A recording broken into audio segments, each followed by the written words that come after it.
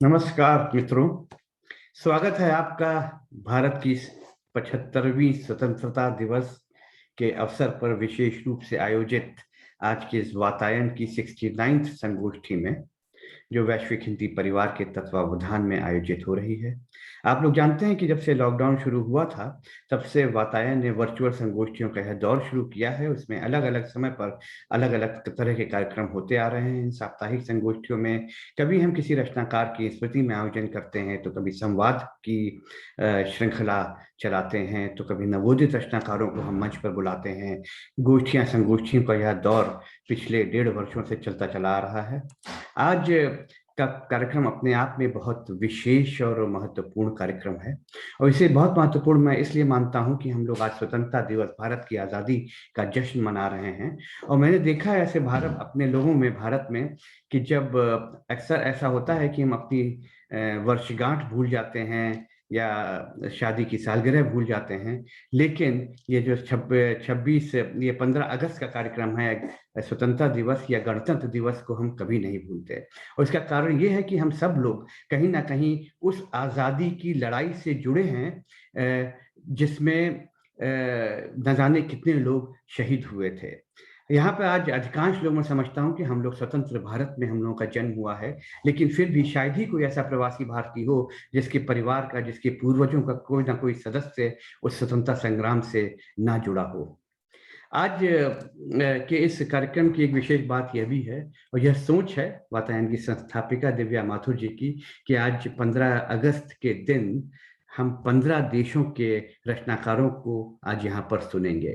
और यह रचनाकार आज अपनी कविताएं नहीं, बल्कि उन स्वतंत्रता संग्राम के सेनानियों को याद करेंगे, भारत के शीर्ष और पुराने कवियों की रचनाओं से, जो हमारे बीच संभवतः इस समय नहीं है अधिकांश लोग, और उनकी अपनी पसंद की उन रचनाओं को यहाँ पर प्रस्तुत करेंगे जो उनकी सबसे प्रिय हैं।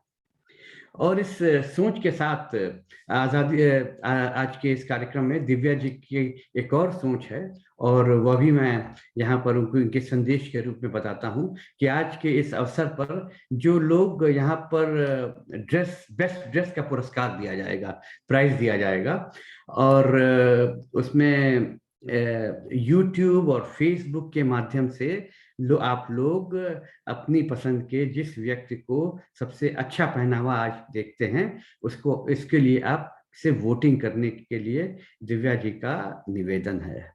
और उसमें 2 पुरस्कार होंगे। एक पुरस्कार प्रतिनिधियों के बीच चुना जाएगा, और दूसरा ऑडियंस। तो आप सब लोग अपने अपने वीडियो को ऑन रखें, ताकि लोग आपको देखते रहें और उनको वोट करने में आसानी रहे। तो प्रतिनिधि जैसे कि मैं, प्रतिभागी जो इस कार्यक्रम में प्रतिभागिता ले रहा हूँ, और ऑडियंस ऑडियंस भी जैसे मैं, क्योंकि मैं इसका आज का ऑडियंस भी हूँ। इस संदेश के साथ मैं कार्यक्रम को शुरू करते हुए, अभी भी मेरे पास भारत के राष्ट्रपति जी का संदेश आया है आज़ादी की पूर्व संध्या पर। उस संदेश के साथ मैं कार्यक्रम को शुरू करता हूँ, उनकी शुभकामनाओं को आप सब तक पहुँचाते हुए, कि राष्ट्रपति रामनाथ कोविंद जी ने स्वतंत्रता दिवस की पूर्व संध्या पर राष्ट्र के नाम संदेश दिया है। उन्होंने कहा है कि देश विदेश में रहने वाले सभी भारतीयों को, इसमें मैं अपनी पंक्ति भी जोड़ देता हूँ, सभी भारतीयों के साथ साथ भारत के परम मित्र पद्मश्री तोमियो मिज़ो कामी जी को भी स्वाधीनता दिवस की हार्दिक शुभकामनाएं। यह दिन हम सभी के लिए अत्यंत हर्ष और उल्लास का दिन है। इस वर्ष के स्वाधीनता दिवस का विशेष महत्व है, क्योंकि इसी वर्ष से हम सब अपनी आज़ादी की 75वीं वर्षगांठ के उपलक्ष्य में आज़ादी का अमृत महोत्सव मना रहे हैं। तो राम कोविंद जी के इस संदेश के साथ आज की हम यह कार्यक्रम शुरू करते हैं। और कुछ लोग हमारे पास लगता है कि अभी भी जुड़ रहे हैं। हम आपको बताते चलें कि आज के इस विशेष कार्यक्रम में आप लोग अपने अपने वीडियोस को ऑन रखें, और जो लोग बेस्ट ड्रेस्ड होंगे उन्हें दिव्या माथुर जी की तरफ से पुरस्कार दिया जाएगा, जो प्रतिभागी हैं उन्हें भी, और जो ऑडियंस हैं उन्हें भी। उस पुरस्कार की घोषणा आज़ादी की 100वीं वर्षगांठ के ऊपर घोषित की जाएगी। और उसका कारण ये है कि तब तक हो सकता है कि हम लोग कोविड से भी आज़ाद हो गए होंगे। तो उसका डबल महत्व रहेगा। इन शब्दों के साथ इसमें कुछ जजेस की भी नियुक्ति की गई है दिव्या जी के माध्यम से, वे लोग भी अपनी अपनी राय देंगे। इन शब्दों के साथ आइए हम सबसे पहले चलते हैं उस देश की ओर से कवि को बुलाने के लिए। और इसका एक दो कारण है। एक कारण यह है कि वह देश वह है, उस दिशा से सूर्योदय होता है, और फिर सूर्योदय ऐसी जगह से होता है जहाँ पर रेखा राजवंशी जी और रोहित कुमार हैप्पी जी जैसे लोग रहते हैं। और फिर जहाँ पे वो अस्त होता है तब तक वहां तक पूरा हिंदी का एक साम्राज्य फैला हुआ है आज। तो आइए हम रेखा राजवंशी जी से ही आरंभ करते हैं। रेखा जी हम सब जानते हैं ऑस्ट्रेलिया की एक ऐसी कर्मठ हिंदी की सिपाही हैं कि कभी भी किसी भी कार्यक्रम को आयोजित करने की बात हो तो ऑस्ट्रेलिया से एक ही नाम सूझता है और एक उनके दोनों हाथ खड़े हो जाते हैं, वो हैं रेखा राजवंशी जी। रेखा जी, आपका हार्दिक स्वागत है, आप मंच पर आए। नमस्ते सबको। और स्वतंत्रता दिवस की 75वीं वर्षगांठ यानी अमृत महोत्सव पर आप सबको बहुत बहुत बधाई। और वंदे मातरम की आवाज के साथ मैं अली सरदार जाफरी की का ये गीत मुझे बहुत पसंद है, और इसकी मुझे समझ नहीं आई ये धुन कैसे बन गई, शायद मैंने बचपन में सुनी हो, तो ये प्रस्तुत है। वो बिजली सी चमकी, वो टूटा सितारा, वो शोला सा लपका, वो तड़पा शरारा, जुनूने बगावत ने दिल को पुकारा। बढ़ेंगे बढ़ेंगे अभी और आगे बढ़ेंगे, गरजती हैं तोपें गरजने दो इनको, दुहुल बज रहे हैं तो बजने दो इनको, जो हथियार सजते हैं सजने दो इनको। बढ़ेंगे बढ़ेंगे अभी और आगे बढ़ेंगे, कुदालों के फल दोस्तों तेज कर लो, मोहब्बत के सागर को लबरेज कर लो, जरा और हिम्मत को महमेज कर लो। बढ़ेंगे बढ़ेंगे अभी और आगे बढ़ेंगे, विजारत की मंजिल हमारी नहीं है, ये आंधी है बादे बहारी नहीं है, जिन्हें हमने तन से उतारी नहीं है। बढ़ेंगे बढ़ेंगे अभी और आगे बढ़ेंगे, हुकूमत के पिंडार को तोड़ना है, असीरों गिरफ्तार को छोड़ना है, जमाने की रफ्तार को मोड़ना है। बढ़ेंगे बढ़ेंगे अभी और आगे बढ़ेंगे, चट्टानों में राहें बनानी पड़ेंगी, अभी कितनी कड़ियां उठानी पड़ेंगी, हजारों कमाने चुकानी पड़ेंगी। बढ़ेंगे बढ़ेंगे अभी और आगे बढ़ेंगे, हदें हो चुकी खत्म बीमार आजादी, मुसाफिर से अब अज़्म सब्र आज़मा की, जमाने के माथे पे है ताबना की। बढ़ेंगे बढ़ेंगे अभी और आगे बढ़ेंगे, उफक के किनारे हुए हैं गुलाबी, शहर की निगाहों में है बरकताबी, कदम चूमने आई है कामयाबी, कदम चूमने आई है कामयाबी। बढ़ेंगे अभी और आगे बढ़ेंगे, मसाइब की दुनिया को पामाल करके, मसाइब की दुनिया को पामाल करके, जवानी के शोलों में तप के निखर के, जरा नज़्मे गीती से ऊंचे उभर के, जरा नज़्म गीती से ऊंचे उभर के बढ़ेंगे, अभी और आगे बढ़ेंगे, और महकते हुए मर्गज़ारों से आगे, महकते हुए मर्गज़ारों से आगे, लचकते हुए आबशारों से आगे, बरिश्ते बही की बहारों से आगे बढ़ेंगे, बढ़ेंगे, अभी और आगे बढ़ेंगे, बढ़ेंगे अभी और आगे बढ़ेंगे, बढ़ेंगे अभी और आगे बढ़ेंगे, बढ़ेंगे अभी और आगे बढ़ेंगे। तो दिव्या जी, पद्मेश जी, जोड़ने के लिए आभार। बहुत अच्छे, और जय हिंद। बहुत अच्छे। बहुत बहुत सुंदर। बहुत धन्यवाद रेखा जी। बहुत बढ़िया। जितनी सुंदर रचना थी, जितनी सुंदर कविता थी, उतना ही सुंदर आपने उसका पाठ किया और मुझे खुशी है आपने एक ऐसे रचनाकार को आज चुना, अली सरदार जाफरी साहब। अली सरदार जाफरी साहब और द्वारका प्रसाद माहेश्वरी जी, ऐसे ये लोग कवि हैं जिन्होंने 1917 1923 वगैरह के समय के दौर में जन्म लिया और 1998 या 2000 तक वे लोग रहे, जिन्होंने आज़ादी की पूरी जो लड़ाई है उसको जिया है, उसको देखा है और उसके बाद जो आज़ाद हिंदुस्तान है उसके डेवलपमेंट में और उसके प्रगति में भी उस पीढ़ी का योगदान रहा है। तो ऐसे ही द्वारका प्रसाद महेश्वरी जी की कविता को लेकर अब आ रहे हैं हमारे बीच नीदरलैंड से रमा तक्षक जी। रमा तक्षक जी, जब से ये वर्चुअल संगोष्ठियां हुई हैं तो मेरा उनसे अंतरंग और बढ़ता जा रहा है और साझा संसार और साहित्य के विश्व रंग जैसे विशेष आयोजनों के माध्यम से आज रमा तक्षक जी विश्व में हिंदी की एक महत्वपूर्ण पहचान बन रहे हैं और बनते जा रहे हैं। रमा तक्षक जी, आपका हार्दिक स्वागत है। बहुत बहुत आभार पदम जी। आप सभी मित्रों को कल 15 अगस्त पर और भारत महोत्सव के स्वतंत्रता दिवस की सभी को हार्दिक शुभकामनाएं।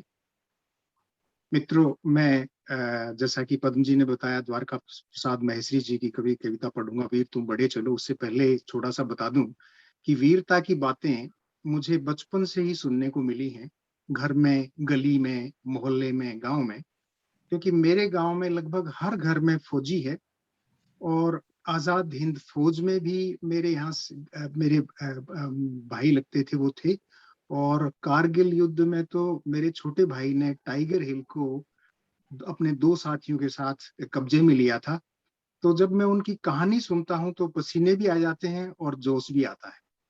इसी के साथ मेरी कविता, वीर तुम बढ़े चलो, वीर तुम बढ़े चलो, धीर तुम बढ़े चलो, वीर तुम बढ़े चलो, धीर तुम बढ़े चलो। हाथ में ध्वजा रहे, बाल दल सजा रहे, ध्वज कभी झुके नहीं, दल कभी रुके नहीं। वीर तुम बढ़े चलो, धीर तुम बढ़े चलो। सामने पहाड़ हो, सिंह की दहाड़ हो, सामने पहाड़ हो, सिंह की दहाड़ हो। तुम निडर डरो नहीं, तुम निडर डटो वहीं, तो वीर तुम बढ़े चलो, धीर तुम बढ़े चलो। प्रात हो कि रात हो, प्रात हो कि रात हो, संग हो न साथ हो, प्रात हो कि रात हो, संग हो न साथ हो। सूर्य से बढ़े चलो, चंद्र से बढ़े चलो, वीर तुम बढ़े चलो, धीर तुम बढ़े चलो। एक ध्वज लिए हुए, एक ध्वज लिए हुए, एक प्रण किए हुए, मातृभूमि के लिए, पितृभूमि के लिए। वीर तुम बढ़े चलो, धीर तुम बढ़े चलो। और अंतिम 2 पंक्तियां हैं। धन अन्न भूमि में भरा, अन्न भूमि में भरा, वारी भूमि में भरा, यत्न कर निकाल लो, रत्न भर निकाल लो। वीर तुम बढ़े चलो, वीर तुम बढ़े चलो। आप सभी का बहुत बहुत आभार। नमस्ते। बहुत सुंदर। बहुत बहुत आभार रमा तक्षक जी, आप अपना बहुमूल्य समय निकाल कर यहाँ पर आए और आपने बहुत सुंदर रचना पढ़ी। रेखा जी ने भी बढ़े चलो और आपने भी बढ़े चलो हम लोगों को बढ़ते रहने की ऊर्जा दी। और आपकी बातचीत से बड़ा अच्छा लगा कि आप एक ऐसे परिवार से आते हैं जिसमें भारत के लिए इतना प्रेम है, उतना त्याग है, उतना कर्मठ परिवार से। रमा तक्षक जी, आपका बहुत बहुत अभिनंदन। और आपके बाद हम सीधा चलते हैं अमेरिका की ओर, वहाँ हमारे साथ जुड़ रहे हैं अनूप भार्गव जी। अनूप भार्गव जी के विषय में जितना भी कहा जाए कम है। हर कार्यक्रम में उनसे कुछ न कुछ सीखने को मिलता है। अनेक सम्मानों से विभूषित हैं, चाहे उत्तर प्रदेश हिंदी संस्थान से 10वें विश्व हिंदी सम्मेलन में आपको सम्मानित किया गया, और अमेरिका में जो हिंदी के काम हो रहे हैं उसमें उस श्रेणी में, उस कतार में सबसे पहला नाम यदि किसी का आता है तो अनूप भार्गव जी का आता है। अनूप जी, आपका बहुत बहुत अभिनंदन, स्वागत। धन्यवाद पद्मेश जी, इतने सुंदर शब्दों के लिए। धन्यवाद दिव्या जी को, जिन्होंने मुझे ये अवसर दिया, और आशा है उन्होंने मेरी ड्रेस को नोट कर लिया होगा, केसरिया सफेद हरा। स्वागत है, बहुत सुंदर ड्रेस है आपकी। तो मैं आपके सामने मेरे प्रिय कवि सर्वेश्वर दयाल सक्सेना जी की एक कविता, देश कागज पे बना नक्शा नहीं होता, सुनाने जा रहा हूं। मेरे हिसाब से ये कविता हमें आईना दिखाती है। आप जो अधिकांश कविताएं जो आप सुनेंगे वो उस बारे में थी कि देश को आजादी किस तरह दिलाई जाए। ये कुछ इस बात पर है कि आजादी के बाद क्या होना चाहिए। तो प्रस्तुत करता हूं। सर्वेश्वर दयाल जी के बारे में आप जानते ही हैं, एक बहुत बड़े लेखक, कवि, पत्रकार, संपादक, बहुत सी भूमिकाएं उन्होंने निभाई और मेरे प्रिय कवि रहे हैं। यदि तुम्हारे घर के एक कमरे में आग लगी हो तो क्या तुम दूसरे कमरे में सो सकते हो? यदि तुम्हारे घर के एक कमरे में लाशें सड़ रही हो तो क्या तुम दूसरे कमरे में प्रार्थना कर सकते हो? यदि हां, तो मुझे तुमसे कुछ नहीं कहना है। देश कागज पे बना नक्शा नहीं होता कि एक हिस्से के फट जाने पर बाकी हिस्से उसी तरह साबुत बने रहें, और नदियां, पर्वत, शहर, गांव वैसे ही अपनी अपनी जगह दिखें, अनमने रहें। यदि तुम ये नहीं मानते तो मुझे तुम्हारे साथ नहीं रहना है। इस दुनिया में आदमी की जान से बड़ा कुछ भी नहीं है, न ईश्वर, न ज्ञान, न चुनाव। कागज पर लिखी कोई भी इबारत फाड़ी जा सकती है और जमीन की 7 परतों के भीतर गाड़ी जा सकती है। जो विवेक खड़ा हो लाशों को टेक, वो अंधा है। जो शासन चल रहा हो बंदूक की नली से, हत्यारों का धंधा है। यदि तुम ये नहीं मानते तो मुझे अब एक क्षण भी तुम्हें नहीं सहना है। याद रखो, एक बच्चे की हत्या, एक औरत की मौत, एक आदमी का गोलियों से चिथड़ा तन किसी शासन का ही नहीं, संपूर्ण राष्ट्र का है पतन। ऐसा खून बहकर धरती में जज्ब नहीं होता, आकाश में फहराते झंडों को काला करता है।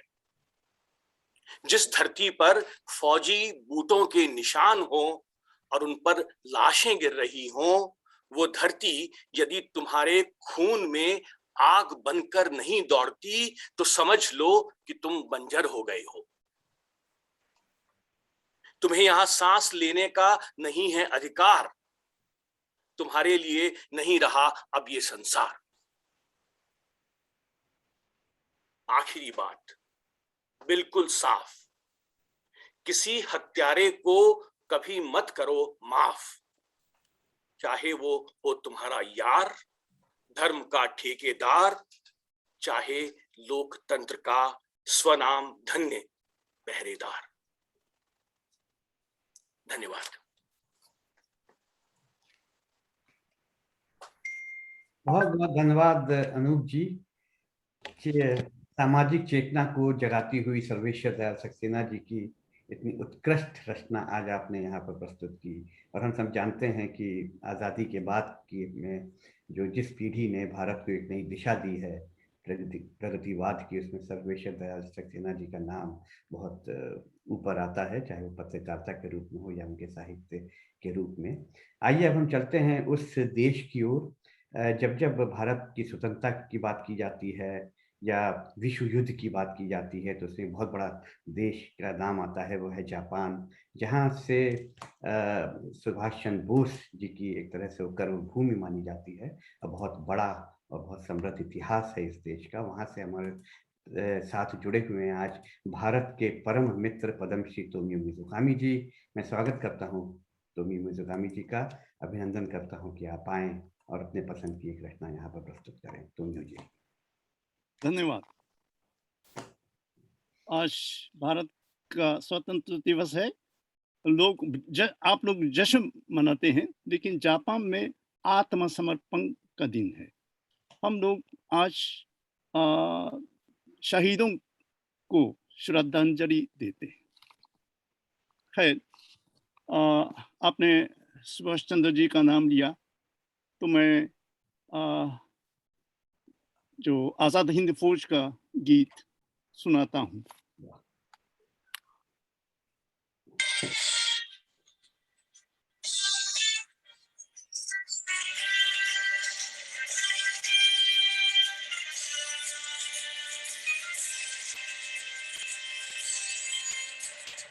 कदम बढ़ाए जा, खुशी के गीत गाए जा, ये जिंदगी है कौम की तो कौम पे लुटाए जा। कदम बढ़ाए जा, खुशी के गीत गाए जा, ये जिंदगी है कौम की तो कौम पे लुटाए जा।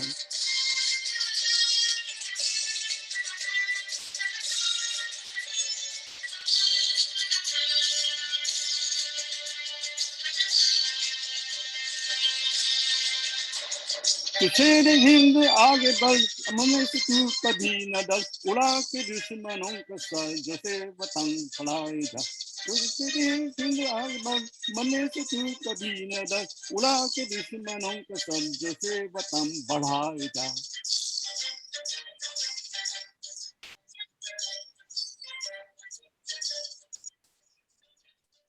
कदम बढ़ाए जा, खुशी के गीत गाए जा, ये जिंदगी है कौम की तो कौम पे बुलाए जा।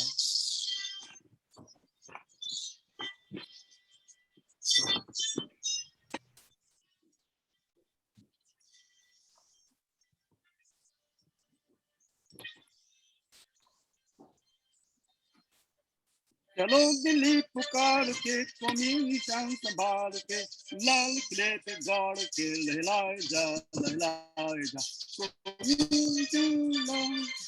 कौमी निशान संभाल के, लाल किले पे गाड़ के लहलाए जा, लहलाए जा।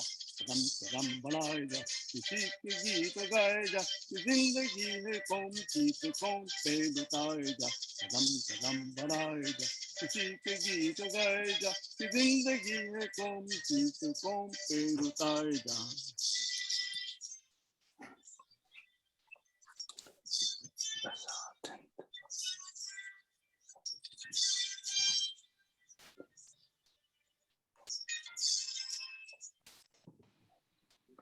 अब मैं इसी गीत को जापानी में सुनाता हूँ, थोड़ा इंतजार करें।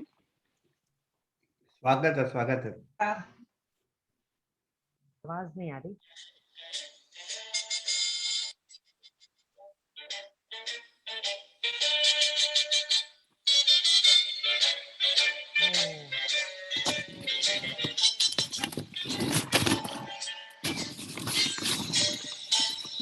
ゆけべりへ母の大地へいざやゆかんいざ祖国目指してゆけべりへ母の大地へいざやゆかんいざ祖国目指して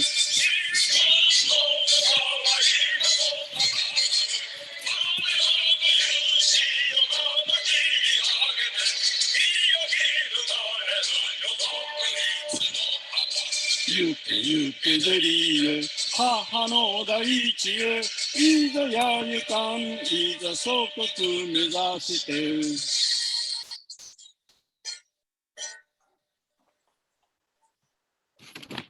जापानी में रा और ला में कोई अंतर नहीं है, जैसे सिंधी में भी नहीं है। तो आप लोगों को ये सुनाई दिया होगा, दिल्ली के बदले में देरी देरी देरी सुनाया होगा। तो यानी विलंब। तो ये युद्ध में चलो विलंब से कोई माने नहीं है, दिल्ली होना चाहिए था। बस, धन्यवाद। बहुत बढ़िया तुम्हें जी, बहुत बहुत बढ़िया। सुंदर, बहुत सुंदर। बहुत सुंदर मिलोकामी जी, बहुत मजा बढ़िया। आ गया, मजा आ गया, बहुत बहुत बढ़िया। बहुत धन्यवाद तुमियो मिज़ोकामी जी। आज आपने इस कार्यक्रम को बहुत विशेष ही नहीं बल्कि ऐतिहासिक बना दिया, मैं कहूँगा, क्योंकि आपने जापानी में भी एक सरप्राइज दिया। उस जापानी भाषा में भी आज भारत की स्वतंत्रता के उत्सव को मनाया है, और आपने बताया कि वहाँ पर समर्पण दिवस होता है। वो भी अपने आप में एक बड़ा अच्छा स्वरूप है उत्सव मनाने का, कि जो लोग हमारे बीच नहीं रहे, जिनकी वजह से आज हम स्वतंत्र हैं, उन्हें हम अलग अलग स्वरूपों में याद कर रहे हैं सारे विश्व में। इन शब्दों के साथ हम जापान के पड़ोस में चलते हैं, न्यूजीलैंड। वहाँ से हमारे बीच जुड़े हुए हैं रोहित कुमार हैप्पी जी। रोहित जी पत्रकारिता वगैरह के क्षेत्र में, रेडियो के क्षेत्र में, लेखन के क्षेत्र में, रचनाओं के क्षेत्र में तो बहुत काम कर ही रहे हैं, और विशेष रूप से आजकल हम देख रहे हैं रोहित जी की कई कलात्मक चीजें भी सामने आ रही हैं। जैसे आज के इस कार्यक्रम के वातायन का एक वीडियो नुमा विशेष निमंत्रण रोहित जी ने विशेष रूप से हम लोगों को भेंट किया है, जो सब तक पहुंचा है। मैं स्वागत करता हूं रोहित कुमार हैप्पी जी का। धन्यवाद, आप सभी को प्रणाम करता हूं। सबसे पहले तो पद्मेश जी, मेरे वस्त्रों पे ना जाया जाए, क्योंकि मैं कोई राजनेता तो हूं नहीं कि किसी दिन के मुताबिक कपड़े बदलता रहूं।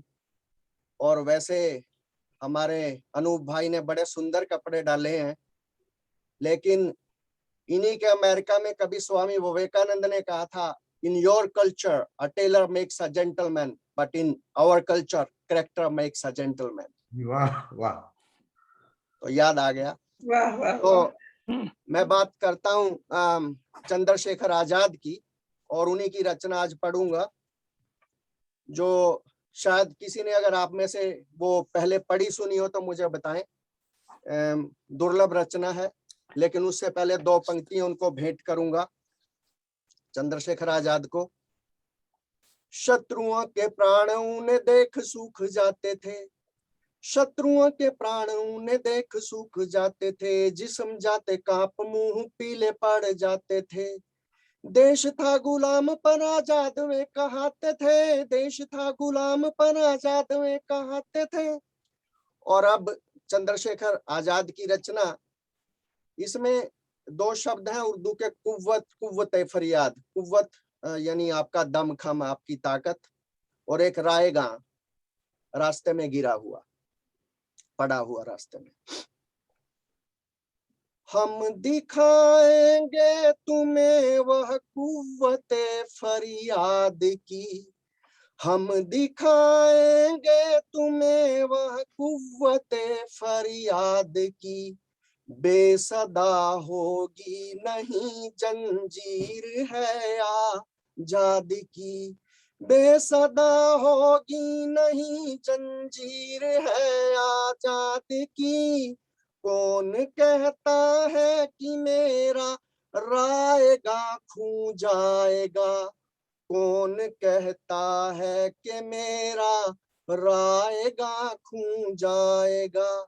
मरने वालों ने यहाँ दुनिया नहीं आबाद की, मरने वालों ने यहाँ दुनिया नहीं आबाद की। किस तरह से जंग करते हैं वतन के वास्ते, किस तरह से जंग करते हैं वतन के वास्ते, किस तरह से जान देते हैं वतन के वास्ते। फक्त दुनिया में थे आए, फक्त दुनिया में थे आए तुमको बतलाने को हम, फक्त दुनिया में थे आए तुमको बतलाने को हम।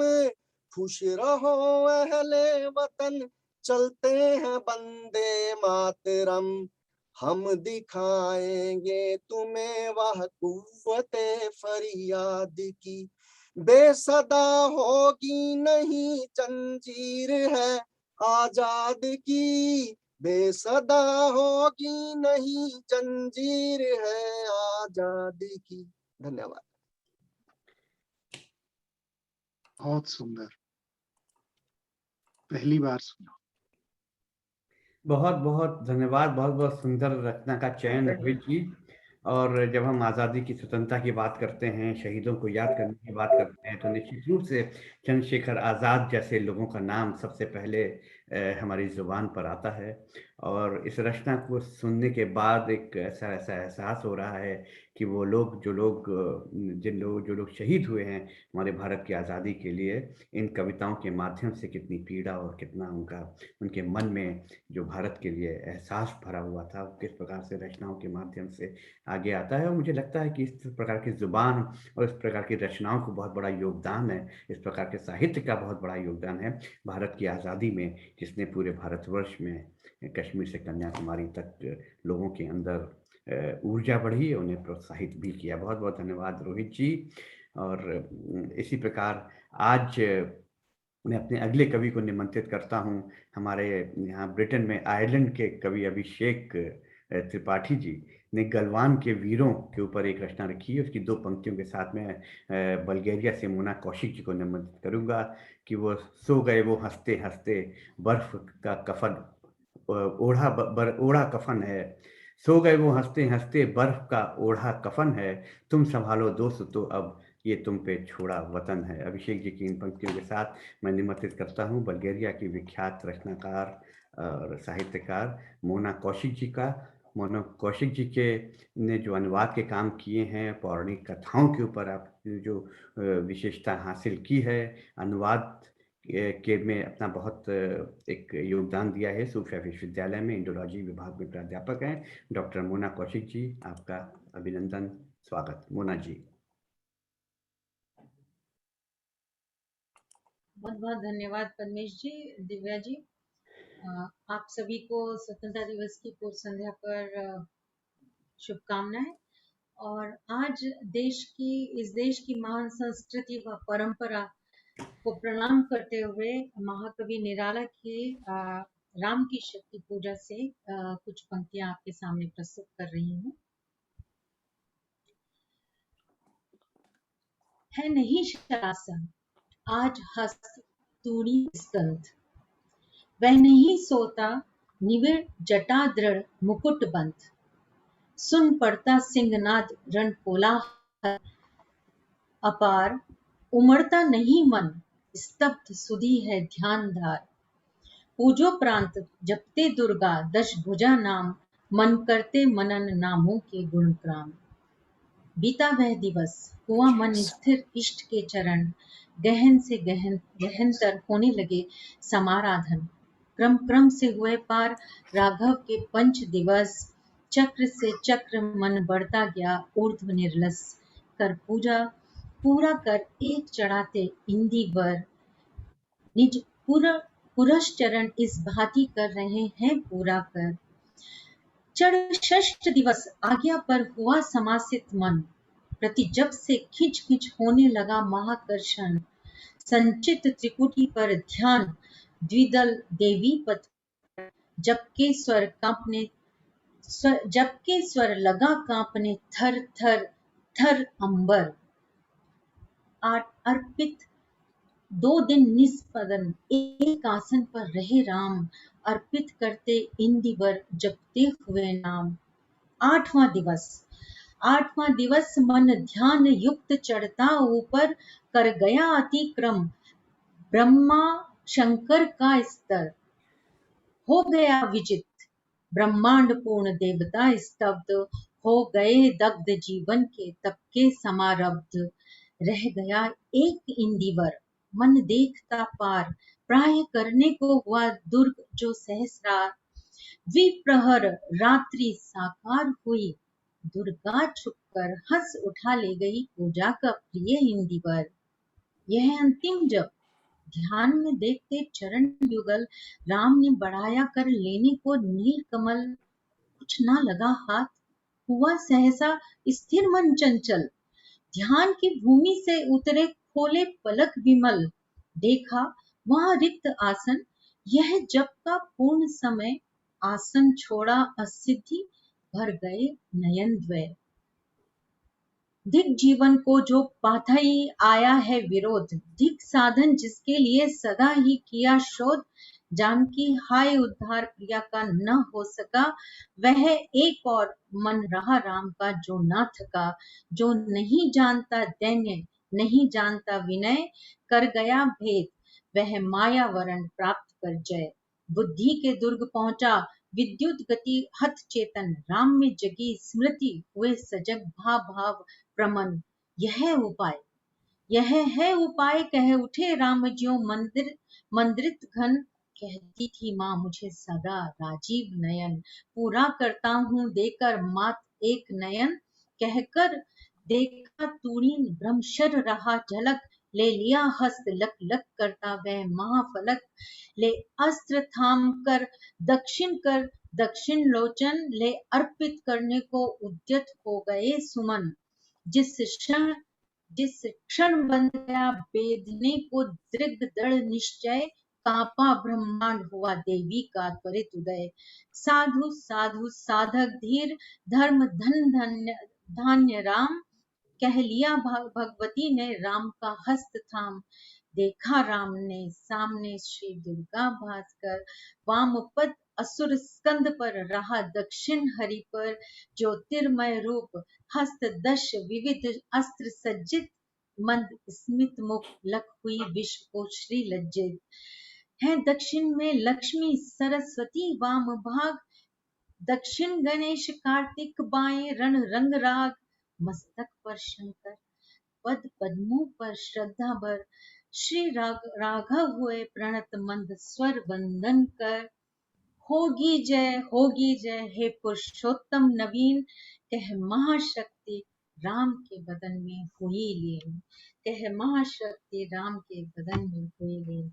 आप सभी का बहुत बहुत आभार, धन्यवाद। बहुत सुंदर, बहुत सुंदर। बहुत बहुत धन्यवाद मोना जी। आपने कैसे रचनाकार की पंक्तियों को, कविताओं को आज यहाँ पर चुना है। यहाँ पर सूर्यकांत त्रिपाठी, निराला, रामधारी, संत दिनकर, ऐसे कवियों को ही पढ़ पढ़ के हम लोगों ने हिंदी सीखी है अपने स्कूलों में। जो लोग आज हमारे पास इस कार्यक्रम में यूट्यूब से जुड़े हुए हैं या थोड़ी बाद में आए हैं, उनको मैं यह याद दिलाता चलूं कि आज वातायन की ओर से एक छोटी सी कंपटीशन रखा गया है। आज के इस आयोजन में जो लोग सबसे बेस्ट ड्रेस्ड हैं उन्हें पुरस्कार दिया जाएगा। तो आपसे निवेदन है कि आप अपनी पसंद के व्यक्ति का नाम यूट्यूब के मैसेज बॉक्स में या आज यहाँ पर चैट बॉक्स में भी डाल सकते हैं। मेरा नाम पद्मेश गुप्त है और ये मैं अच्छी सी ड्रेस पहनकर यहाँ पर उपस्थित हूँ। इन शब्दों के साथ हम आइए हम बढ़ते हैं आगे आज के इस आयोजन में। आप सबका पुनः अभिनंदन करते हुए अभी मैं याद कर रहा था निराला जी को और दिनकर जी को, तो दिनकर जी की कविता लेकर हमारे साथ उपस्थित हो रही हैं अनीता कोतलावल जी श्रीलंका से। श्रीलंका एक ऐसा देश जिसे हम अपना ही मानते हैं, ऐसा लगता है कि ऐसे हमारा ही देश है, बिल्कुल हमारी संस्कृति वहाँ पर है। और वहाँ से जुड़ी हुई हैं अतिला जी जो वहाँ पर श्रीलंका में हिंदी शिक्षिका हैं और हिंदी संस्थान श्रीलंका की संस्थापक निदेशक भी हैं और हमारे वैश्विक हिंदी परिवार से जुड़ी हुई हैं, द्विभाषियाँ हैं, अपने आप को द्विभाषियाँ मानती हैं और हिंदी अनुवाद का भी वहाँ पर काम कर रही हैं। दूरदर्शन पर हिंदी धारावाहिक सिंघली में भी आपने एक महत्वपूर्ण अनुवाद किया है। आइए स्वागत करते हैं अतिला जी का। अतिला जी आप दर्शन दें। नमस्कार पद्मेश जी, बहुत बहुत धन्यवाद। विशेष रूप से दिव्या जी की मैं आभारी हूँ, आपने मुझे ये अवसर दिया और आशा है कि आप मेरे पहनावा भी देख रही होंगी। तो चूड़ियाँ, झुमके और साथ साथ बाद में मैंने बिंदिया भी लगाई और विदेशी होते हुए मैंने कोशिश की कि भारतीय कपड़ों में मैं पहनूं और बाद में मुझे पता चला ऐसा कुछ है। तो बहुत धन्यवाद। तो आज मैं राष्ट्र कवि श्री रामधारी सिंह दिनकर जी की कविता प्रस्तुत करने जा रही हूँ। वैसे भारत की स्वतंत्रता दिवस है तो मेरे अंदर भी वही प्यार भड़क रहा है भारत के लिए। शायद हो सकता है पिछले जन्म में मेरी माँ रही हो और अगले जन्म में तो मेरी माँ होंगी ही, मैं वही प्रार्थना कर रही हूँ। तो राष्ट्रकवि रामधारी सिंह दिनकर जी को मैं बहुत पसंद करती हूँ, क्योंकि वे राष्ट्रकवि है। उनकी कविताओं में बहुत राष्ट्र प्रेम की झलक दिखती है। तो उनकी कुछ कविताएं आज के युग के लिए उतनी ही प्रासंगिक है, उतनी ही लागू है जितने की वे कविताएं जिस समय लिखी गई है।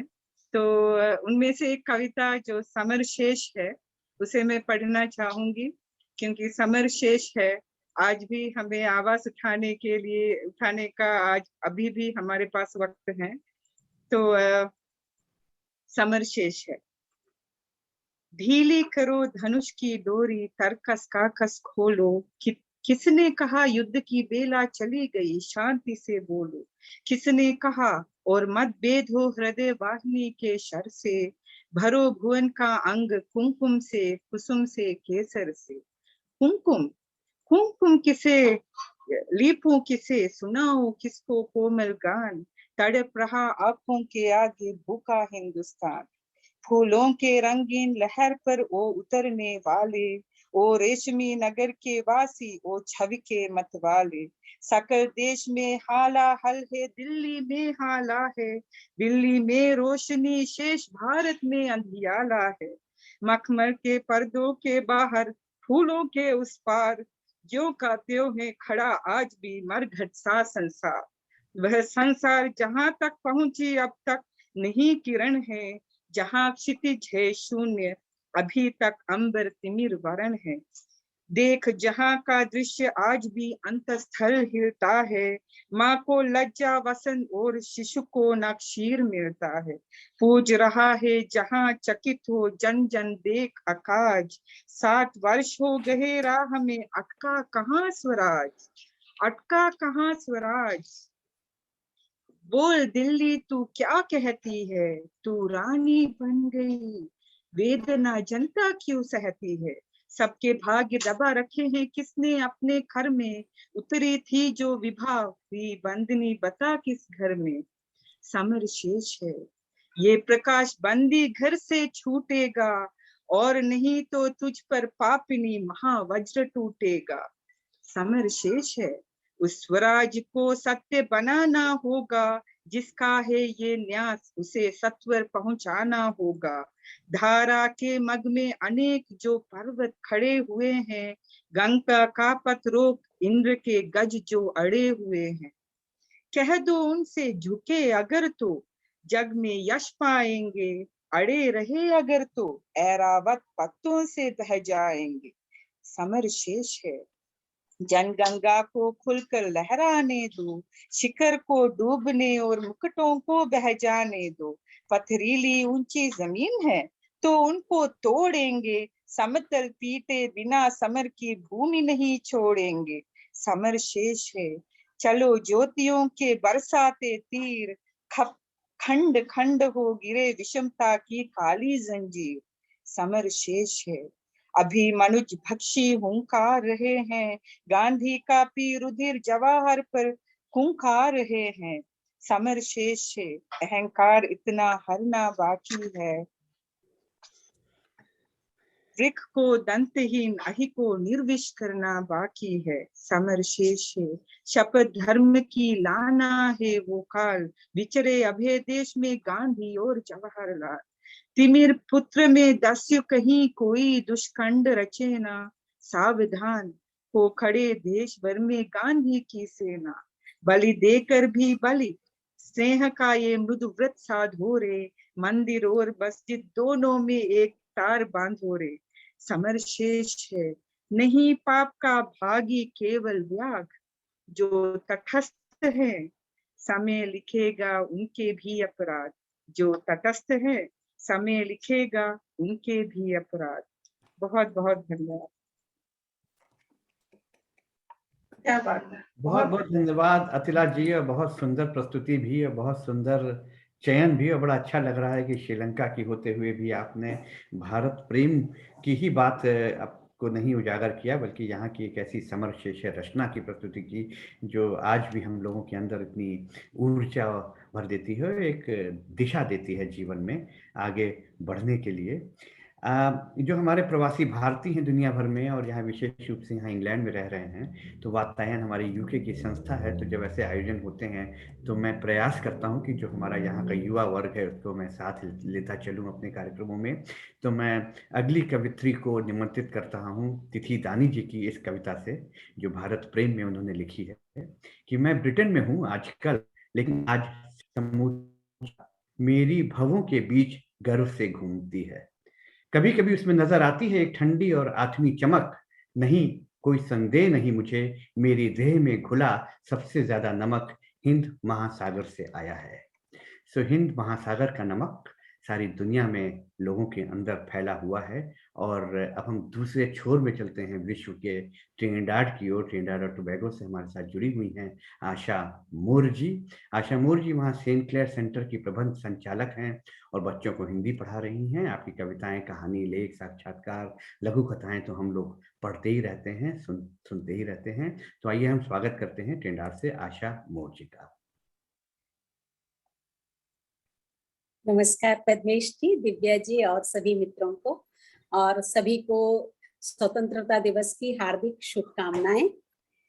मैंने जिस कविता का चयन किया है वो बचपन में तो मुझे कंठस्थ याद थी। मैं झांसी शहर की हूँ और झांसी की रानी कविता मेरे को बहुत पसंद है।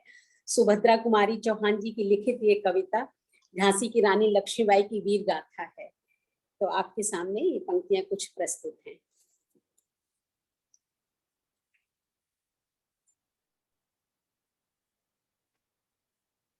सिंहासन हिल उठे राजवंशों ने भ्रकुटी तानी थी, बूढ़े भारत में भी आई फिर से नई जवानी थी। गुमी हुई आजादी की कीमत सबने पहचानी थी, दूर फिरंग को करने की सबने मन में ठानी थी। चमक उठी सन 57 में वह तलवार पुरानी थी, बुंदेले हर बोलों के मुंह हमने सुनी कहानी थी। खूब लड़ी मर्दानी वह तो झांसी वाली रानी थी। कानपुर के नाना की मुंह बोली बहन छबीली थी, लक्ष्मीबाई नाम पिता की वह संतान अकेली थी। नाना के संग पढ़ती थी वह, नाना के संग खेली थी, बरछी ढाल कृपाण कटारी उसकी यही सहेली थी। वीर शिवाजी की गाथाएं उसको याद जवानी थी, बुंदेले हर बोलों के मुंह हमने सुनी कहानी थी। खूब लड़ी मर्दानी वह तो झांसी वाली रानी थी। लक्ष्मी थी या दुर्गा थी वह स्वयं वीरता की अवतार, देख मराठे पुलकित होते उसकी तलवारों के वार। नकली युद्ध बिहू की रचना और खेलना खूब शिकार, सैन्य घेरना दुर्ग तोड़ना ये थे उसके प्रिय खिलवाड़। महाराष्ट्र कुल देवी उसकी भी आराध्य भवानी थी, बुंदेले हर बोलों के मुंह हमने सुनी कहानी थी। खूब लड़ी मर्दानी वह तो झांसी वाली रानी थी। वीरता की वैभव के साथ सगाई झांसी में, ब्याह हुआ रानी बनाई लक्ष्मीबाई झांसी में। राजमहल में बजी बधाई खुशियां छाई झांसी में, सुघट बुंदेलों की बिरुदावली सी वह छाई झांसी में। चित्रा ने अर्जुन को पाया शिव को मिली भवानी थी, बुंदेले हर बोलों के मुंह हमने सुनी कहानी थी। खूब लड़ी मर्दानी वह तो झांसी वाली रानी थी। उदित हुआ सौभाग्य मुदित महलों में उजियारी छाई, किंतु काल गति चुपके चुपके काली घटा घेर लाई। तीर चलाने वाले कर में उसे चूड़ियां कब भाई, रानी विधवा हुई हाय विधि को भी नहीं दया आई। निसंतान मरे राजा जी रानी शोक समानी थी, बुंदेले हर बोलों के मुंह हमने सुनी कहानी थी। खूब लड़ी मर्दानी वह तो झांसी वाली रानी थी। इनकी गाथा छोड़ चले हम झांसी के मैदानों में, जहां खड़ी है लक्ष्मीबाई मर्द बनी मर्दानों में। लेफ्टिनेंट वॉकर आ पहुंचा आगे बढ़ा जवानों में, रानी ने तलवार खींच ली हुआ द्वंद आसमानों में। जख्मी होकर वॉकर भागा उसे अजब हैरानी थी, खूब लड़ी मर्दानी वह तो झांसी वाली रानी थी। तो भी रानी मार काट कर चलती बनी सैन्य के पार, किंतु सामने नाला आया था वह संकट विषम अपार। घोड़ा अड़ा नया घोड़ा था, इतने में आ गए सवार, रानी एक शत्रु बहु तेरे होने लगे वार पर वार। घायल होकर गिरी सिंघनी उसे वीर गति पानी थी, बुंदेले हर बोलों के मुंह हमने सुनी कहानी थी। खूब लड़ी मर्दानी वह तो झांसी वाली रानी थी। रानी गई सिद्धार्चिता अब उसकी दिव्य सवारी थी। मिला तेज से तेज तेज की वह सच्ची अधिकारी थी। अभी उम्र कुल 23 की थी, मनुज नहीं अवतारी थी। हमको जीवित करने आई वन स्वतंत्रता नारी थी। दिखा गई पथ सिखा गई हमको जो सीख सिखानी थी। बुंदेले हर बोलों के मुंह हमने सुनी कहानी थी। खूब लड़ी मर्दानी वह तो झांसी वाली रानी थी। जाओ रानी याद रखेंगे ये कृतज्ञ भारतवासी। यह तेरा बलिदान जगावेगा स्वतंत्रता अविनाशी। होवे चुप इतिहास लगे सच्चाई को चाहे फांसी। हो मदमाती विजय मिटा दे गोलों से चाहे झांसी। तेरा स्मारक तू ही होगी तू खुद अमिट निशानी थी। बुंदेले हर बोलों के मुंह हमने सुनी कहानी थी। खूब लड़ी मर्दानी वह तो झांसी वाली रानी थी। आप सभी का बहुत बहुत आभार। और झांसी की रानी लक्ष्मीबाई प्रथम स्वतंत्रता सेनानी थी और मैं भी झांसी में ही पली बढ़ी। मुझे बहुत गर्व है अपनी रानी पर। धन्यवाद। बहुत बहुत धन्यवाद आशा जी। और आपने एक ऐसी कवित्री सुभद्रा कुमारी चौहान जी को याद किया, यहाँ पर हम लोगों को सबको याद दिलाई कि एक ऐसी रचनाकार और कवित्री रही हैं, ऐसी महिला रही हैं जिन्होंने सिर्फ ऐसी कविताएं नहीं की हैं लिखी हैं, परंतु स्वतंत्रता संग्राम में उन्होंने प्रतिभागिता भी ली है और अपने जीवन का एक बहुत बड़ा समय वे जेल में गुजारती चली आ रही हैं, जेल में उन्होंने गुजारा है। ऐसी सुभद्रा कुमारी चौहान जी को नमन और बहुत बहुत धन्यवाद आशा जी। आइए अब हम चलते हैं अपने पड़ोसी देश चीन की ओर। एक चीन के कई विद्वानों का तो यह मानना है कि सदियों से चीन जो है वो भारत के आध्यात्मिक और सांस्कृतिक कब्जे में रहा है। ऐसे चीन से हमारे बीच उपस्थित हैं आज डॉक्टर अनीता शर्मा जी, जो शंघाई से आती हैं और वहाँ से आप समन्वय हिंची पत्रिका के संपादक मंडल में भी हैं। आपकी बहुत सी रचनाएं पत्र पत्रिकाओं में प्रकाशित होती रहती हैं। चीनी लोकगीतों का हिंदी में आपने विशेष अनुवाद किया है। स्वागत है अनीता शर्मा जी का। अनीता जी, आप दर्शन दें। नमस्कार मेरा सभी को। जी स्वागत है, स्वागत है। पद्मेश जी, आपको और दिव्या जी को विशेष धन्यवाद देना चाहूंगी आज इस शुभ अवसर पर सभी गुणीजनों के बीच मुझे शामिल करने के लिए। मैं अपनी कविता पढ़ रही हूँ। गोपाल सिंह नेपाली जी की कविता है जी। आज के लिए थोड़ी प्रासंगिक लगी तो मैंने इसका चयन किया। तो घोर अंधकार हो चल रही बयार हो, आज द्वार द्वार पर ये दिया बुझे नहीं। ये निशीथ का दिया ला रहा विहान है। शक्ति का दिया हुआ शक्ति को दिया हुआ, भक्ति से दिया हुआ ये स्वतंत्रता दिया। रुक रही ना नाव हो जोर का बहाव हो, आज गंगधार पर ये दिया बुझे नहीं। ये स्वदेश का दिया प्राण के समान है। ये अतीत कल्पना ये विनीत प्रार्थना, ये पुनीत भावना ये अनंत साधना। शांति हो अशांति हो युद्ध संधि क्रांति हो, तीर पर कछार पर ये दिया बुझे नहीं। देश पर समाज पर ज्योति का वितान है। 3-4 फूल हैं आसपास धूल है, बांस है बबूल है घास के दुकूल है। वायु भी हिलोर दे फूक दे चकोर दे, कब्र पर मजार पर ये दिया बुझे नहीं। ये किसी शहीद का पुण्य प्राण दान है। झूम झूम बदलियां चूम चूम बिजलियां, आंधियां उठा रही हलचलें मचा रही। लड़ रहा स्वदेश हो यातना विशेष हो, क्षुद्र जीत हार पर ये दिया बुझे नहीं। ये स्वतंत्र भावना का स्वतंत्र गान है। ये दिया बुझे नहीं, ये दिया बुझे नहीं। धन्यवाद सभी को। नमस्कार। बहुत बहुत धन्यवाद अनीता जी। आपने चीन से यहाँ पर हमारे साथ यहाँ से जुड़कर आज की इस अंतर्राष्ट्रीय काव्य गोष्ठी को और महत्वपूर्ण और सुंदर बनाया है। अब हम चलते हैं केन्या की ओर। केन्या से हमारे साथ जुड़ी हुई हैं मनीषा कंठालिया जी। मनीषा जी वहाँ पर हिंदी रेडियो के प्रेजेंटर हैं और हिंदी कहानियों के माध्यम से वो साहित्य का विश्व पटल पर प्रसार करने में बहुत प्रयासरत हैं। मनीषा कंठालिया जी, आपका स्वागत है। बहुत बहुत धन्यवाद पद्मेश जी, आप सभी को भारतीय स्वतंत्रता दिवस की पूर्व संध्या पर ढेर सारी बधाई देते हुए इस खूबसूरत से आयोजन के लिए भी बधाई देती हूँ, क्योंकि ये कार्यक्रम एक बहुत ही अनूठा कार्यक्रम है। हम सभी कहीं ना कहीं अपने बचपन को इसमें जी रहे हैं और उसी कड़ी में मैं भी अपने ही बचपन की बहुत ही पसंदीदा कविता के साथ आप सबको जोड़ती हूँ।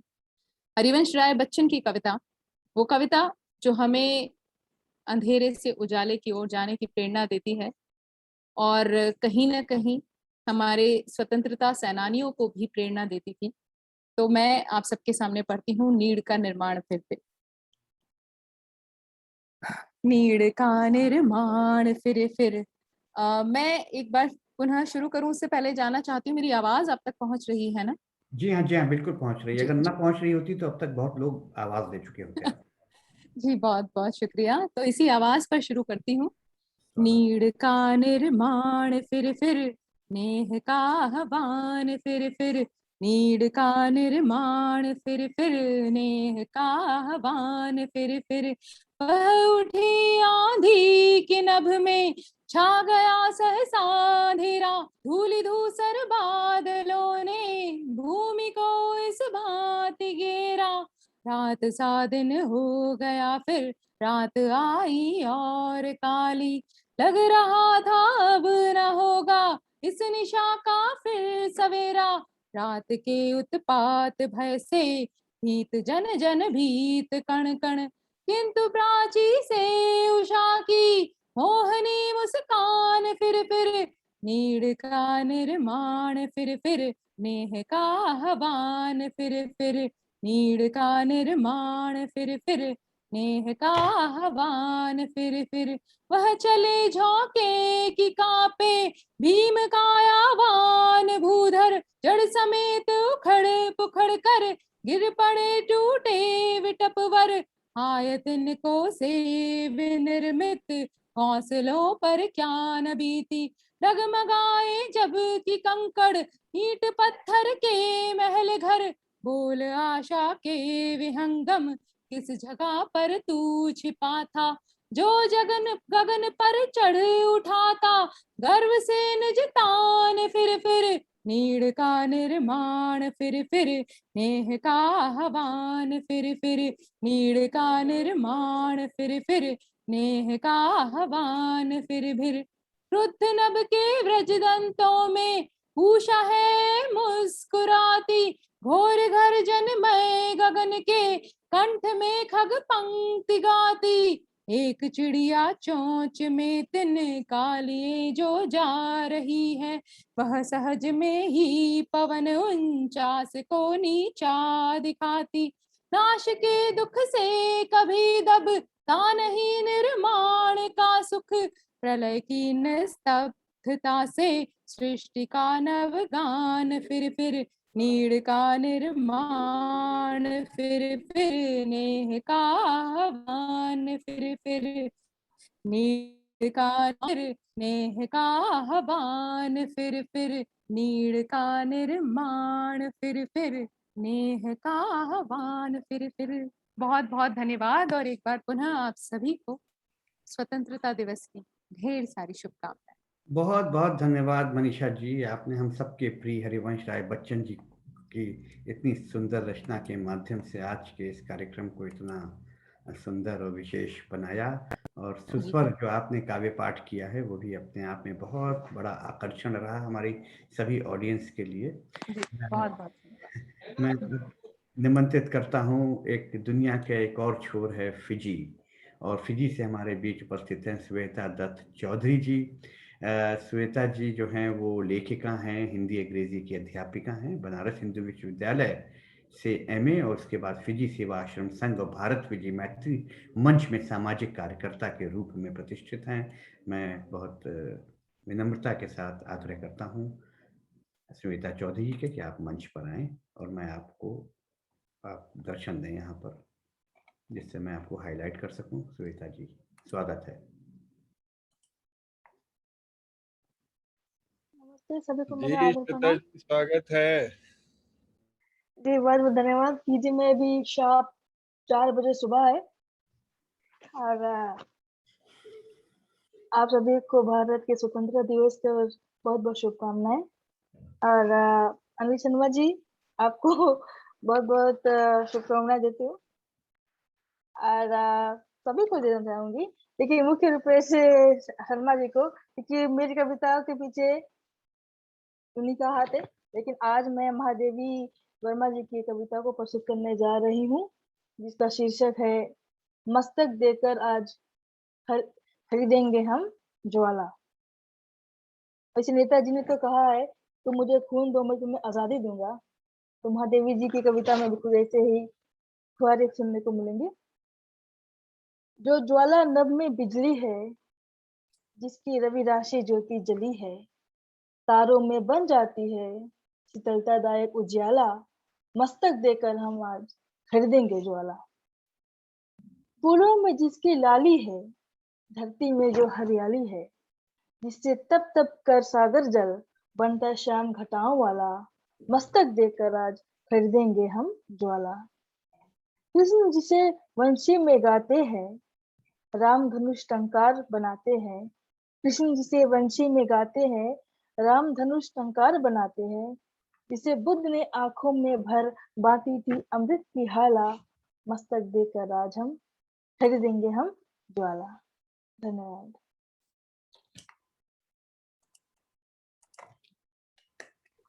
बहुत बहुत धन्यवाद श्वेता जी, बहुत सुंदर कविता का चयन भी किया। देखिए, आज के इस कार्य आयोजन की यही एक बहुत बड़ी विशेषता है। जैसा कि मैंने पहले भी कहा था कि आज 15 अगस्त का जो हम उत्सव मना रहे हैं, इसमें 15 देशों के रचनाकार, कवि, प्रतिनिधि यहाँ पर आज अपने अपने पसंद की रचनाओं का पाठ कर रहे हैं। इसमें भारतीय मूल के भी लोग हैं और विदेशी मूल के भी लोग हैं। तो यह अपने आप में एक बड़ा विशेष उत्कृष्ट कार्यक्रम है। आइए अब हम चलते हैं एक छोटे से देश की ओर, सिंगापुर। सिंगापुर एक ऐसा देश है, बहुत छोटा सा द्वीप है, लेकिन हमेशा दुनिया भर में विश्व के आकर्षण का महत्वपूर्ण केंद्र बना रहता है, और जिसकी आत्मा, मैं कहूँगा, जुड़ी रही भारत के स्वतंत्रता संग्राम की लड़ाई से, और इस प्रकार से जुड़ी रही कि जब महात्मा गांधी का देहांत हुआ तो उनके जो एशेस थे, उनकी अस्थियां भी सिंगापुर ले जाई गई। वहां पर हजारों लोगों ने उन्हें वहां पर श्रद्धांजलि अर्पित की। ऐसी छोटे से देश से छोटी सी कवित्री जब जो मंच पर आती हैं तो पूरा एक समा बांध देती हैं और सारे विश्व के हिंदी प्रेमियों का, ऑडियंस का आकर्षण बन जाती हैं। आराधना जा श्रीवास्तव जी रेडियो प्रेजेंटर हैं, लेखिका हैं, कवित्री हैं और हिंदी के कार्य क्षेत्र में बहुत काम कर रही हैं। आराधना जी, आपका स्वागत है।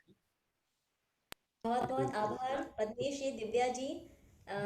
माँ सरस्वती, माँ भारती और मंच पर आसीन सभी गुणीजनों को प्रणाम निवेदित करते हुए पाठ करने जा रही हूँ राष्ट्र कवि रामधारी सिंह दिनकर का महाकाव्य रश्मिरथी और उसके तृतीय सर्ग से कृष्ण की चेतावनी। हम श्री राम और श्री कृष्ण की पावन भूमि से आते हैं। प्रेम, शांति और अहिंसा का संदेश देने वाले इस देश में जहाँ प्रभु के अधरों पर मुरली विराजती है, तो वहीं जिससे प्रेम की स्वर लहरियाँ निकलती हैं, तो वहीं उनके कर कमल में शत्रु संघारक सुदर्शन चक्र भी सुशोभित होता है। भारतीय कूटनीति का सार तत्व समाहित है इस कालजयी, ओजस्वित और ऊर्जित रचना में, जिसका अंश पाठ कर रही हूँ कृष्ण की चेतावनी। वर्षों तक वन में घूम घूम बाधा विघ्नों को चूम चूम, सहधूप घाम पानी पत्थर, पांडव आए कुछ और निखर। सौभाग्य न सब दिन सोता है, देखें आगे क्या होता है। मैत्री की राह बताने को, सबको सुमार्ग पे लाने को, दुर्योधन को समझाने को, भीषण विध्वंस बचाने को, भगवान हस्तिनापुर आए, पांडव का संदेशा लाए। दो न्याय अगर तो आधा दो, पर इसमें भी यदि बाधा हो तो देवो दे दो केवल 5 ग्राम, रखो अपनी धरती तमाम। हम वहीं खुशी से खाएंगे, परिजन पर असी न उठाएंगे। दुर्योधन वह भी दे न सका, आशीष समाज की ले न सका, उल्टे हरि को बांधने चला, जो था असाध्य साधने चला। जब नाश मनुज पर छाता है, पहले विवेक मर जाता है। हरि ने भीषण हुंकार किया, अपना स्वरूप विस्तार किया, डगमग डगमग दिग्गज डोले, भगवान कुपित होकर बोले, जंजीर बढ़ाकर साध मुझे, हाँ हाँ दुर्योधन बांध मुझे। यह देख गगन मुझ में लय है, यह देख पवन मुझ में लय है, मुझ में विलीन झंकार सकल, मुझ में लय है संसार सकल, अमृत फूलता है मुझ में, संघार झूलता है मुझ में। उदयाचल मेरा दीप्त भाल, भूमंडल वक्षस्थल विशाल, भुज परिधि बंध को घेरे है, मैनाक मेरु पग मेरे है। दीप्ते जो ग्रह नक्षत्र निकर, सब है मेरे मुख के अंदर। दृग हो तो दृश्य अकांड देख, मुझ में सारा ब्रह्मांड देख। चर अचर जीव जग क्षर अक्षर, नश्वर मनुष्य सुर जाति अमर। शतकोटि सूर्य शतकोटि चंद्र, शतकोटि सरित सर सिंधु मंद्र, शतकोटि विष्णु ब्रह्मा महेश, शतकोटि जिष्णु जलपति धनेश, शतकोटि रुद्र शतकोटि काल, शतकोटि दंडधर लोकपाल। जंजीर बढ़ाकर साध इन्हें, हाँ हाँ दुर्योधन बांध इन्हें। भूलोक अतल पाताल देख, गत और अनागत काल देख। यह देख जगत का आदि सृजन, यह देख महाभारत कारण। मृतकों से पटी हुई भू है, पहचान इसमें कहाँ तू है। अंबर में कुंतल जाल देख, पद के नीचे पाताल देख। मुट्ठी में तीनों काल देख, मेरा स्वरूप विकराल देख। सब जन्म मुझी से पाते हैं, फिर लौट मुझी में आते हैं। जिह्वा से कड़ती ज्वाल सघन, सांसों से पाता जन्म पवन। पर जाती मेरी दृष्टि जिधर, हंसने लगती है सृष्टि उधर। मैं जभी मूंदता हूँ लोचन, छा जाता चारों ओर मरण। बांधने मुझे तो आया है, जंजीर बड़ी क्या लाया है। यदि मुझे बांधना चाहे मन, तो पहले बांध अनंत गगन। सूने को साध न सकता है, वह मुझे बांध कब सकता है। हित वचन नहीं तूने माना, मैत्री का मूल्य न पहचाना। तो ले मैं भी अब जाता हूँ, अंतिम संकल्प सुनाता हूँ। याचना नहीं अब रण होगा, जीवन जय या कि मरण होगा। टकराएंगे नक्षत्र निकर, बरसेगी भू पर वहन्नी प्रखर। फण शेष नाग का डोलेगा, विकराल काल मुंह खोलेगा। दुर्योधन रण ऐसा होगा, फिर कभी नहीं जैसा होगा। भाई पर भाई टूटेंगे, विषबाण बूंद से छूटेंगे। वायस श्रृगाल सुख लूटेंगे, सौभाग्य मनुज के फूटेंगे। आखिर तू भूषाई होगा, हिंसा का पर दाई होगा। थी सभा सन्न, सब लोग डरे, चुप थे या थे बेहोश पड़े। केवल दो नर न अघाते थे, धृतराष्ट्र विदुर सुख पाते थे। करजोर खरे प्रमुदित निर्भय, दोनों पुकारते थे जय जय। दोनों पुकारते थे जय जय। जय हो। बहुत सुंदर, जोरदार तालियां बजनी चाहिए। बहुत सुंदर, बहुत सुंदर, बहुत बढ़िया, बहुत आभार और धन्यवाद आराधना जी। जैसा कि मैंने कहा था कि सिंगापुर छोटा सा देश, दुनिया भर का आकर्षण रहता है, तो आराधना जी भी जिस कार्यक्रम में आ जाती हैं आकर्षण का केंद्र बन जाती हैं। और आज तो आराधना जी की जो परफॉर्मेंस थी, जो प्रस्तुतिकरण था, जो रचना का चयन था, निश्चित रूप से पूरे जैसे कार्यक्रम को चुरा कर ले गया। बहुत बहुत बधाई आराधना जी आपको। आइए अब हम चलते हैं अगले कवि को। अब हम आते हैं यूके की ओर, और हम यूके के युवा यशस्वी कवि आशीष मिश्र जी को अपने ब्रिटेन की ही सशक्त और यशस्वी कवित्री शिखा वाशनी जी की एक देश प्रेम की कविता की कुछ पंक्तियों से निमंत्रित करता हूँ आशीष मिश्र जी को। एक ये पीड़ा है भारत प्रेम के ऊपर, भारत के ऊपर। शिखा वाशनी जी के भाव कि नादान मासूम बच्चों को कौन कर रहा यूं भ्रष्ट है। चीत्कार उठी भारत माता, बस बहुत हुआ ये अनर्थ है। पर ना झुकेंगे हम न डरेंगे हम, जब तक है सांस लड़ेंगे हम, सपूत धरा के आए हैं करने नष्ट शत्रु का ये दंभ। इन शब्दों के साथ मैं स्वागत करता हूं आशीष मिश्र जी को। आशीष मिश्र जी इस देश के युवा और यशस्वी कवि हैं, और आपकी गीत हो या कविता, गजल, कई हमारी जो हिंदी कविता की धारा है उसमें बहुत निपुण हैं, और धीरे धीरे एक वैश्विक मंच पर एक बड़ा नाम बनते जा रहे हैं आशीष मिश्र जी। बहुत बहुत स्वागत है आशीष जी। और आशीष जी हमारे वातायन के बहुत कर्मठ सदस्य हैं, तकनीकी सहयोग देते हैं, और जितने हमारे जो कार्ड्स बनते हैं निमंत्रण, वो भी आशीष जी की ही देन है। स्वागत है आशीष जी। जी बहुत बहुत धन्यवाद पद्मेश जी। मैं पटल को प्रणाम करता हूं, और मैं यहाँ पर श्याम नारायण पांडे जी की विशिष्ट रचना हल्दी घाटी, जो उन्होंने महाराणा प्रताप और अकबर के महायुद्ध के लिए लिखी थी, उसमें से कुछ अंश उसके लिए हैं। 10 सर्गों की है वो, मैंने कुछ उनमें से पंक्तियां ली हैं। वो कविता शुरू होती है वंडोली से, जहां महाराणा प्रताप की समाधि है, वहां बैठे हुए हैं पांडे जी, और वहां से अपनी कविता वो आरंभ करते हैं। वंडोली है यहीं यहीं पर है समाधि सेनापति की, वंडोली है यहीं यहीं पर है समाधि सेनापति की, महातीर्थ की यही वेदिका, यहीं अमर रेखा स्मृति की। एक बार आलोकित कर रहा यहीं हुआ था सूर्य अस्त, चला यहीं से तिमिर हो गया अंधकार जय जग समस्त। आज यहीं इस सिद्ध पीठ पर फूल चढ़ाने आया हूँ, आज यहीं पावन समाधि पर दीप जलाने आया हूँ। आज इसी छतरी के नीचे, आज इसी छतरी के भीतर सुख दुख गाने आया हूँ, सेनानी को चिर समाधि से आज जगाने आया हूँ। सुनता हूँ वह जगा हुआ था, सुनता हूँ वह जगा हुआ था जौहर के बलिदानों से, सुनता हूँ वह जगा हुआ था बहनों के अपमानों से। सजी हुई है मेरी सेना पर सेनापति सोता है, उसे जगाऊंगा विलंब अब महासमर में होता है। और इसके बाद अगले सर्ग में वो अकबर का जो परिदृश्य है, कैसा था अकबर, जो हमने पाठ्य पुस्तक में पढ़ा वैसा नहीं, जैसा पांडे जी ने समझा, वो इस तरह से उन्होंने लिखा कि कर उन्मत्त प्रेम के लेन देने का मृदु व्यापार, ज्ञात न किसको था अकबर की छिपी नीति का अत्याचार। ओ हमारी माँ बहनों से सजता था मीना बाजार, अब फैल गया था अकबर का वह कितना पीड़ा मैं व्याभिचार। मान सिंह की फूफी से अकबर ने कर ली थी शादी, अहो तभी से भाग रही है कोसों हमसे आजादी। और अकबर के पास सब कुछ था, सारा साम्राज्य था, सारी सुख सुविधाएं थी, स्वर्णिम घर में शीत प्रकाश जलते थे मणियों के दीप, धोते आंसू जल से चरण देश देश के सगल महीप। तब भी उसको एक टीस थी। क्या टीस थी? कि तो भी कहता था सुल्तान, तो भी कहता था सुल्तान, पूरा कब होगा अरमान, कब मेवाड़ मिलेगा आन, राणा का होगा अपमान।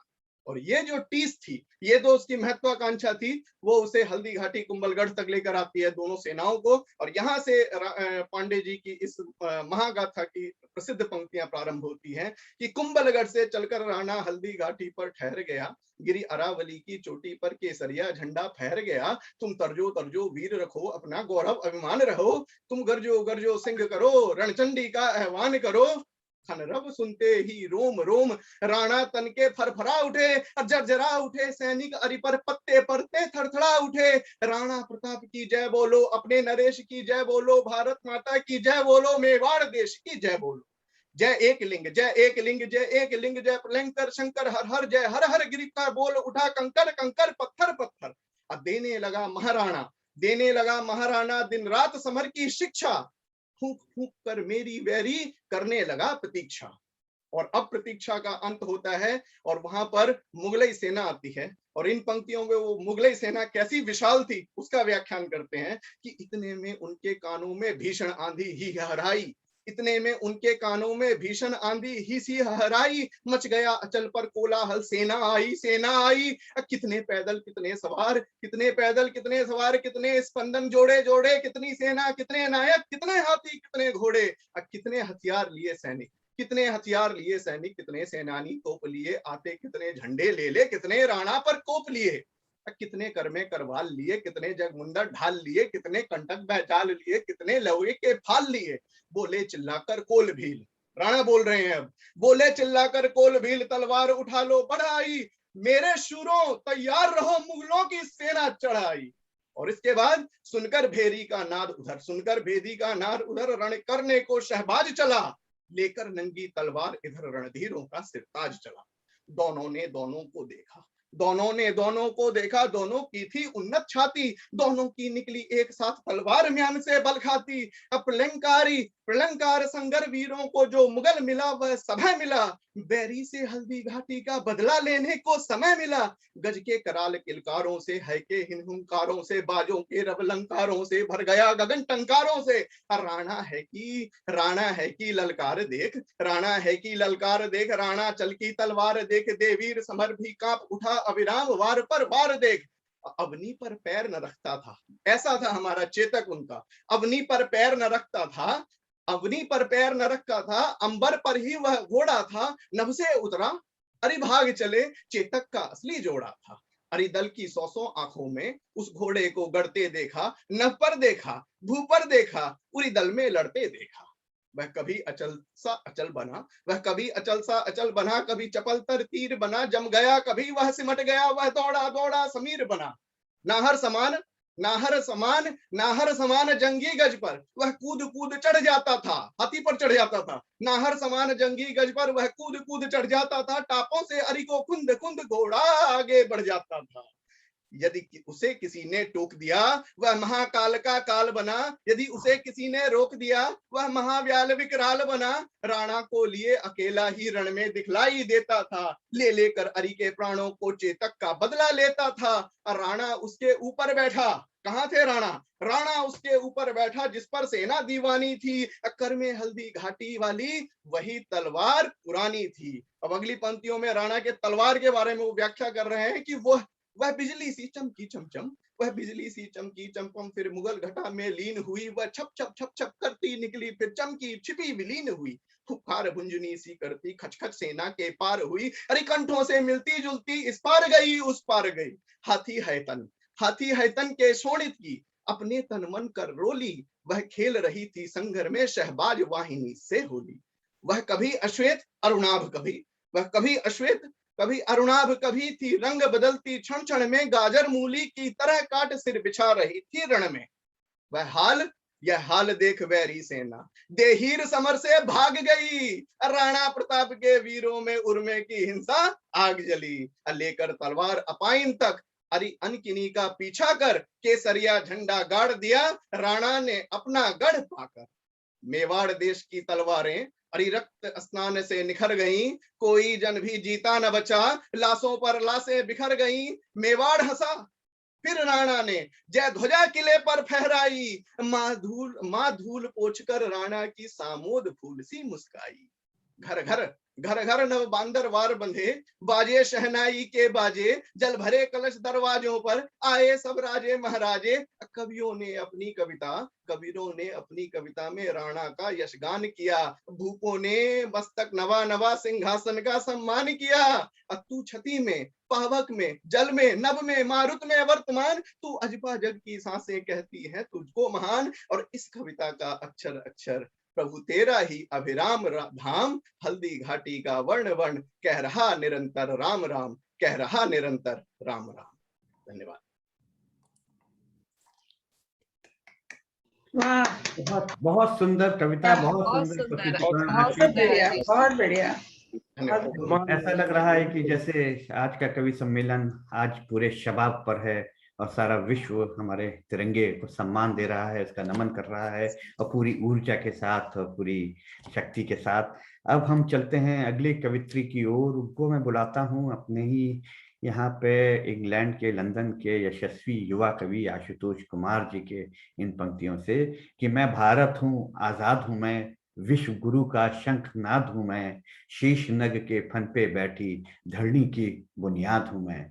एक ऐसी बुनियाद हमारी कनाडा में रहती हैं शैलजा सक्सेना जी। सारा विश्व उनसे परिचित है, किसी परिचय की मोहताज नहीं है। हिंदी राइटर्स गिल्ड की वो सह संस्थापिका हैं, हमारे वैश्विक हिंदी परिवार की एक महत्वपूर्ण स्तंभ, और जितना सुंदर लिखती हैं उतना ही सुंदर उनका प्रस्तुतिकरण भी है। शैलजा जी, आप निमंत्रित हैं मंच पर। स्वागत है शैलजा जी। बहुत बहुत धन्यवाद। पूरा जो समृद्ध मंच है उसको मैं प्रणाम करती हूँ, और आप सभी को जो यहाँ सीधे जुड़े हुए हैं और जो YouTube से जुड़े हैं उन सभी को भारत की स्वतंत्रता दिवस की बहुत बहुत बधाई और शुभकामनाएं देती हूँ। आशीष जी और आराधना जी ने जो समा बांधा है उसका तो मैं क्या कहूँ, अद्भुत अद्भुत अद्भुत। और एक कुछ पंक्तियां मैं वातायन के लिए कहना चाहती हूँ। दिव्या जी ने सुबह एक कमेंट किया था फेसबुक पे, तो उस पे मैंने लिखा कि यह वातायन जैसे मेरे घर का वातायन, हर सप्ताह बुलाता मुझको सुंदर स्वर से, रस से हर बार भिगोता मुझको, जैसे हो जीवनी शक्ति का अमृत सावन। यह वातायन जैसे मेरे घर का वातायन। तो आप लोगों के कार्यक्रमों को, जो आप इतने सुंदर कार्यक्रम निरंतर कर रहे हैं, उसके लिए मैं आप लोगों को बहुत बहुत बधाई देती हूँ। और कविता पढ़ रही हूँ मैं श्री राम नरेश त्यागी, राम अवतार त्यागी जी की। राम अवतार त्यागी जी बहुत प्रसिद्ध गीतकार रहे हैं और उनकी दिल्ली वैसे बहुत प्रसिद्ध है, लेकिन आज मैं कविता मैंने चुनी है थोड़ा सा अलग कर दिया, क्योंकि अभी हम लोगों ने बहुत हुंकार भरी कविताएं सुंदर सुनी। तो आज भारत की या भारत के लोगों की जो स्थिति है, जहाँ पे वो हम पहुंचना चाहते हैं, नहीं पहुंच पाए हैं, लेकिन हिम्मत कम नहीं हुई है, उस हिम्मत को प्रणाम करते हुए देश और एक आम आदमी की कविता, राम अवतार त्यागी जी की कविता। इस सदन में मैं अकेला ही दिया हूं, मत बुझाओ। इस सदन में मैं अकेला ही दिया हूं, मत बुझाओ। जब मिलेगी रोशनी मुझसे मिलेगी, जब मिलेगी रोशनी मुझसे मिलेगी। पांव तो मेरे थकन ने छील डाले, अब विचारों के सहारे चल रहा हूं। आंसुओं से जन्म दे दे कर हंसी को, एक मंदिर के दिए सा जल रहा हूं। मैं जहां धर दूं कदम वह राजपथ है, मत मिटाओ। मैं जहां धर दूं कदम वह राजपथ है, मत मिटाओ। पांव मेरे देख कर दुनिया चलेगी, इस सदन में मैं अकेला ही दिया हूं, मत बुझाओ। जब मिलेगी रोशनी मुझसे मिलेगी। बेबसी मेरे अधर इतने न खोलो, जो कि अपना मोल बतलाता फिरूं मैं। इस कदर नफरत न बरसाओ नयन से, प्यार को हर गांव दफनाता फिरूं मैं। एक अंगारा गरम मैं ही बचा हूं, मत बुझाओ। एक अंगारा गरम मैं ही बचा हूं, मत बुझाओ। जब जलेगी आरती मुझसे जलेगी, आरती मुझसे जलेगी। इस सदन में मैं अकेला ही दिया हूं, मत बुझाओ। जब मिलेगी रोशनी मुझसे मिलेगी।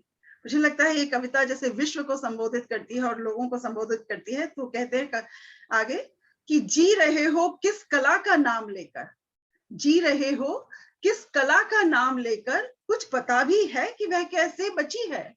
सभ्यता की जिस अटारी पर खड़े हो, वह हम ही बदनाम लोगों ने रची है। मैं बहारों का अकेला वंशधर हूं, मत सुखाओ। मैं बहारों का अकेला वंशधर हूं, मत सुखाओ। मैं खिलूंगा तब नई बगिया खिलेगी। मैं इस सदन में मैं अकेला ही दिया हूं, मत बुझाओ। जब मिलेगी रोशनी मुझसे मिलेगी। शाम ने, अंतिम है, शाम ने सबके मुखों पर आग मल दी, मैं जला हूं तो सुबह लाकर बुझूंगा। शाम ने सबके मुखों पर आग मल दी, मैं जला हूं तो सुबह लाकर बुझूंगा। जिंदगी सारी गुनाहों में बिताकर, जब मरूंगा देवता बनकर पूजूंगा। आंसुओं को देखकर मेरी हंसी तुम मत उड़ाओ, आंसुओं को देखकर मेरी हंसी तुम मत उड़ाओ। मैं न रोऊं तो शिला कैसे गलेगी, इस सदन में मैं अकेला ही दिया हूं, मत बुझाओ। जब मिलेगी रोशनी मुझसे मिलेगी, जब मिलेगी रोशनी मुझसे मिलेगी। तो हमारे देश की हिम्मत को और आम आदमी की हिम्मत को प्रणाम करते हुए आप सबको बहुत बहुत धन्यवाद। बहुत अच्छी, बहुत बहुत धन्यवाद शैलजा जी। आपने आम आदमियों की बात कही, भारत के, और उनका प्रतिनिधित्व करते हुए इस रचना को प्रस्तुत किया। और मैं मानता हूँ, एक मेरी छोटी सी कविता है, इसी माध्यम से अपनी बात कहता हूँ कि फूलों में फूलों सा महकना है तो कांटों में कांटों से उलझना ही पड़ेगा।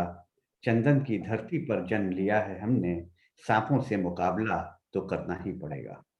इन शब्दों के साथ मैं निमंत्रित करता हूं भारत की एक ऐसी श्रेष्ठ रचनाकार और कवित्रियों को, जिनकी आवाज में न जाने कितनी बार हम लोगों ने गणतंत्र दिवस और स्वतंत्रता दिवस की जो रैलियां होती हैं राष्ट्रपति भवन में, उनका वर्णन सुना है, आंखों देखा हाल सुना है। हमारे बीच वातायन से सम्मानित अलका सिन्हा जी, श्रेष्ठ हिंदी की रचनाकार, कहानीकार, संचालक, टेलीविजन प्रेजेंटर, रेडियो प्रेजेंटर।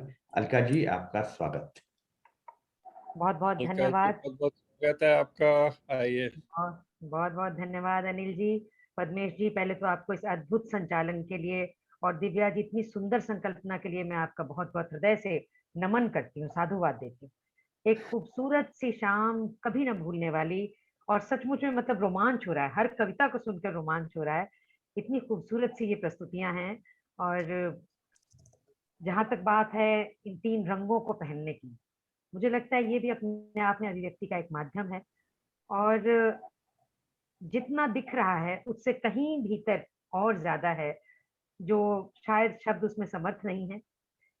आज इस पटल पर जितने हमारे साथी जुड़े हुए हैं, उन सभी को, कई कई माध्यमों से जुड़े हुए हैं, मैं उन सभी को हमारी स्वतंत्रता दिवस की पूर्व संध्या पर हार्दिक बधाई देती हूँ, नमन करती हूँ और स्वागत करती हूँ कि इतने सुंदर अद्भुत कार्यक्रम के साथ आप जुड़े हुए हैं, उसके साक्षी बने हुए हैं। मैं आपके बीच एक ऐसी कविता पढ़ना चाहती हूँ जिसने मुझे कविताओं की दुनिया से जोड़ा।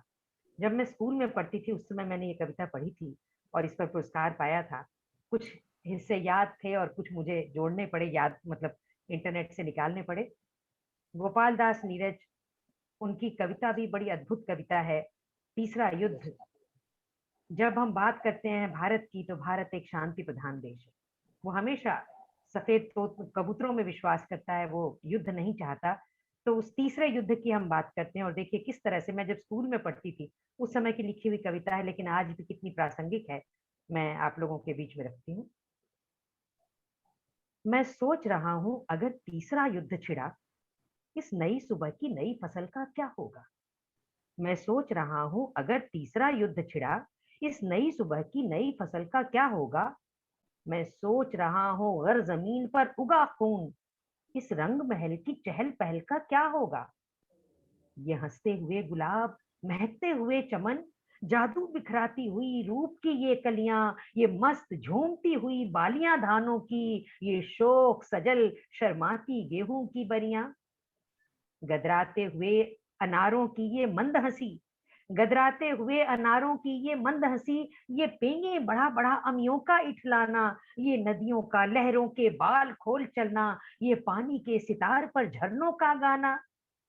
किलकारी मारते हुए दूध से ये बच्चे, निर्भीक उछलती हुई जवानों की टोली, रति को शर्माती हुई चांद सी ये शक्लें, संगीत चुराती हुई पायलों की बोली। आल्हा की ये ललकार थापिए ढोलक की, आल्हा की ये ललकार थापिए ढोलक की, सूरा मीरा की सीख कबीरा की बानी, पनघट पर चपल गगरियों की छेड़छाड़, राधा की कान्हा से गुपचुप आना कानी। क्या इन सब पर खामोशी मौत बिछा देगी, क्या इन सब पर खामोशी मौत बिछा देगी।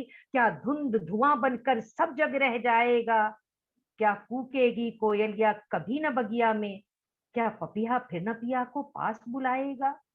जो अभी अभी सिंदूर लिए घर आई है, जो अभी अभी सिंदूर लिए घर आई है, जिसके हाथों की मेहंदी अब तक गीली है, घूंघट के बाहर आ न सकी है अभी लाज हल्दी से, जिसकी चूनर अब तक पीली है। क्या गोली की बौछार मिलेगी सावन को, क्या गोली की बौछार मिलेगी सावन को, क्या डालेगा विनाश झूला अमराई में, क्या उपवन की डाली में फूलेंगे अंगार, क्या घृणा बजेगी भौरों की शहनाई में। Chanakya, Marx, Engels, Lenin, Gandhi, Subhash, सदियां जिनकी आवाजों को दोहराती हैं, तुलसी, बर्जिल, होमिर, गोरकी, शाह, मिल्टन, चट्टाने जिनके गीत अभी तक गाती हैं। मैं सोच रहा क्या उनकी कलम न जागेगी, मैं सोच रहा क्या उनकी कलम न जागेगी, जब झोपड़ियों में आग लगा दी जाएगी। क्या न करवटें बदलेंगी उनकी कब्रें, जब उनकी बेटी भूखी पथ पर सो जाएगी। जब घायल सीना लिए एशिया तड़पेगा, तब वाल्मीकि का धैर्य न कैसे डोलेगा। जब घायल सीना लिए एशिया तड़पेगा, तब वाल्मीकि का धैर्य न कैसे डोलेगा। भूखी कुरान की आयत जब दम तोड़ेगी, तब क्या न खून फिरदौसी का कुछ बोलेगा। बढ़ चुका बहुत रथ आगे अब निर्माणों का, बढ़ चुका बहुत रथ आगे अब निर्माणों का। बम्बों के दलबल से अवरुद्ध नहीं होगा, है शांति शहीदों का पड़ाव हर मंजिल पर। अब युद्ध नहीं होगा, अब युद्ध नहीं होगा। बहुत बहुत बहुत सुंदर रचना का पाठ किया अलका जी, और उतने ही जोश और उतने भाव के साथ जिससे ये कविता लिखी गई है। कभी ये कविता हमने बहुत बढ़िया, नीरज जी के साक्षात नीरज जी को भी सुनाते हुए सुना है, और बड़ा एक सुंदर चयन आपका रहा। आइए, इससे पहले कि हम आज के अंतिम पड़ाव पे जाएं और अंतिम लेखक को, रचनाकार को प्रस्तुति के लिए निमंत्रित करें, मैं अपने पसंद की एक रचना यहाँ पर प्रस्तुत करता हूँ। मुझे बहुत बहुत स्वागत। हिंदुस्तान के अंतिम शहंशाह बहादुर शाह जफर जी की ये गजल बहुत प्रिय है। और उसके प्रिय होने का एक दूसरा कारण यह भी है कि ये बहादुर शाह जफर जी ने हिंदुस्तान के बाहर मांडवा की जेल में, रंगून में यह लिखी थी, और आज भी प्रवासी हृदय में इस तरह के भाव धड़कते हैं। वाह वाह, पद्मेश जी स्वागत है। बहुत अच्छा। बुलबुल को बागवां से न सयाद से गिला, किस्मत में कैद लिखी थी फसले बहार में। कह दो इन हसरतों से कहीं और जा बसें, कह दो इन हसरतों से कहीं और जा बसें, इतनी जगह कहाँ है दिले दागदार में। एक शाख गुल पे बैठ के बुलबुल है शादनाम, एक शाख गुल पे बैठ के बुलबुल है शादमान, कांटे बिछा दिए हैं दिले लाल एजार में। उम्र दराज मांग के लाए थे 4 दिन, उम्र दराज मांग के लाए थे 4 दिन, 2 आरज़ू में कट गए 2 इंतजार में।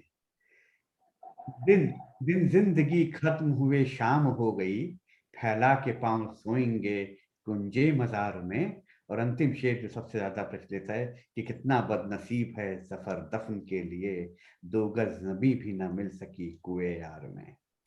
इस गजल के साथ मैं निमंत्रित करता हूं हमारे आज के अंतिम प्रस्तुतकर्ता, प्रेरणा स्रोत, केंद्रीय हिंदी संस्थान के उपाध्यक्ष और वैश्विक हिंदी परिवार के संस्थापक, परिकल्पना इन्होंने की पूरे विश्व को हिंदी से जोड़ने की, अनिल शर्मा जोशी जी। अनिल जी, आपका हार्दिक स्वागत।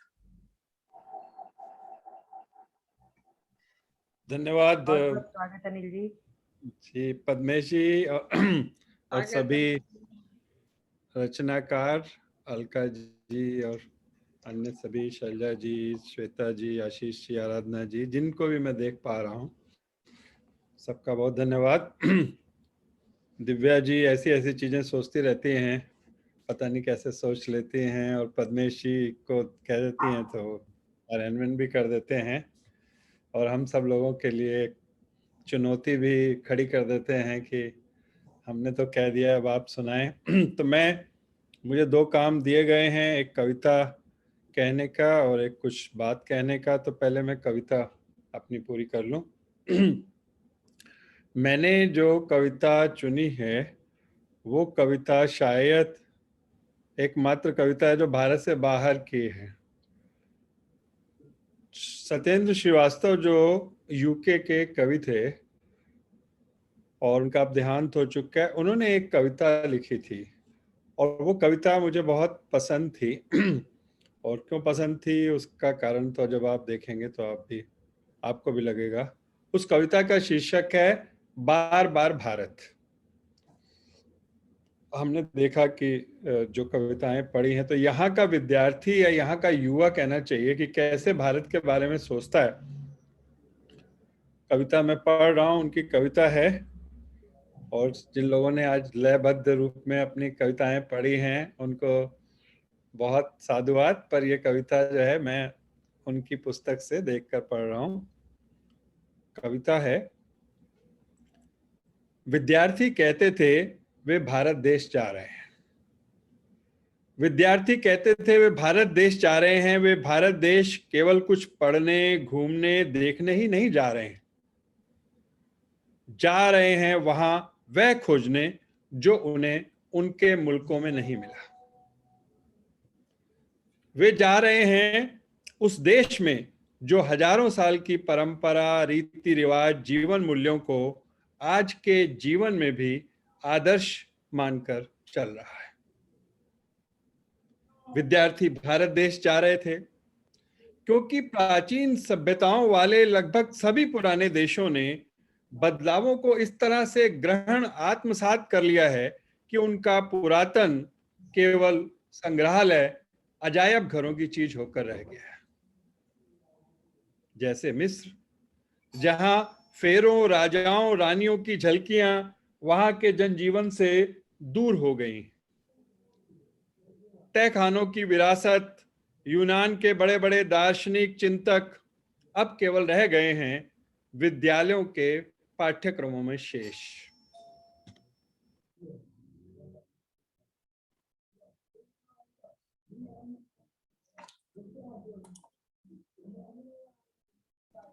क्षमा कीजिए। यूनान के बड़े बड़े दार्शनिक चिंतक अब केवल रह गए हैं विद्यालयों के पाठ्यक्रमों में शेष।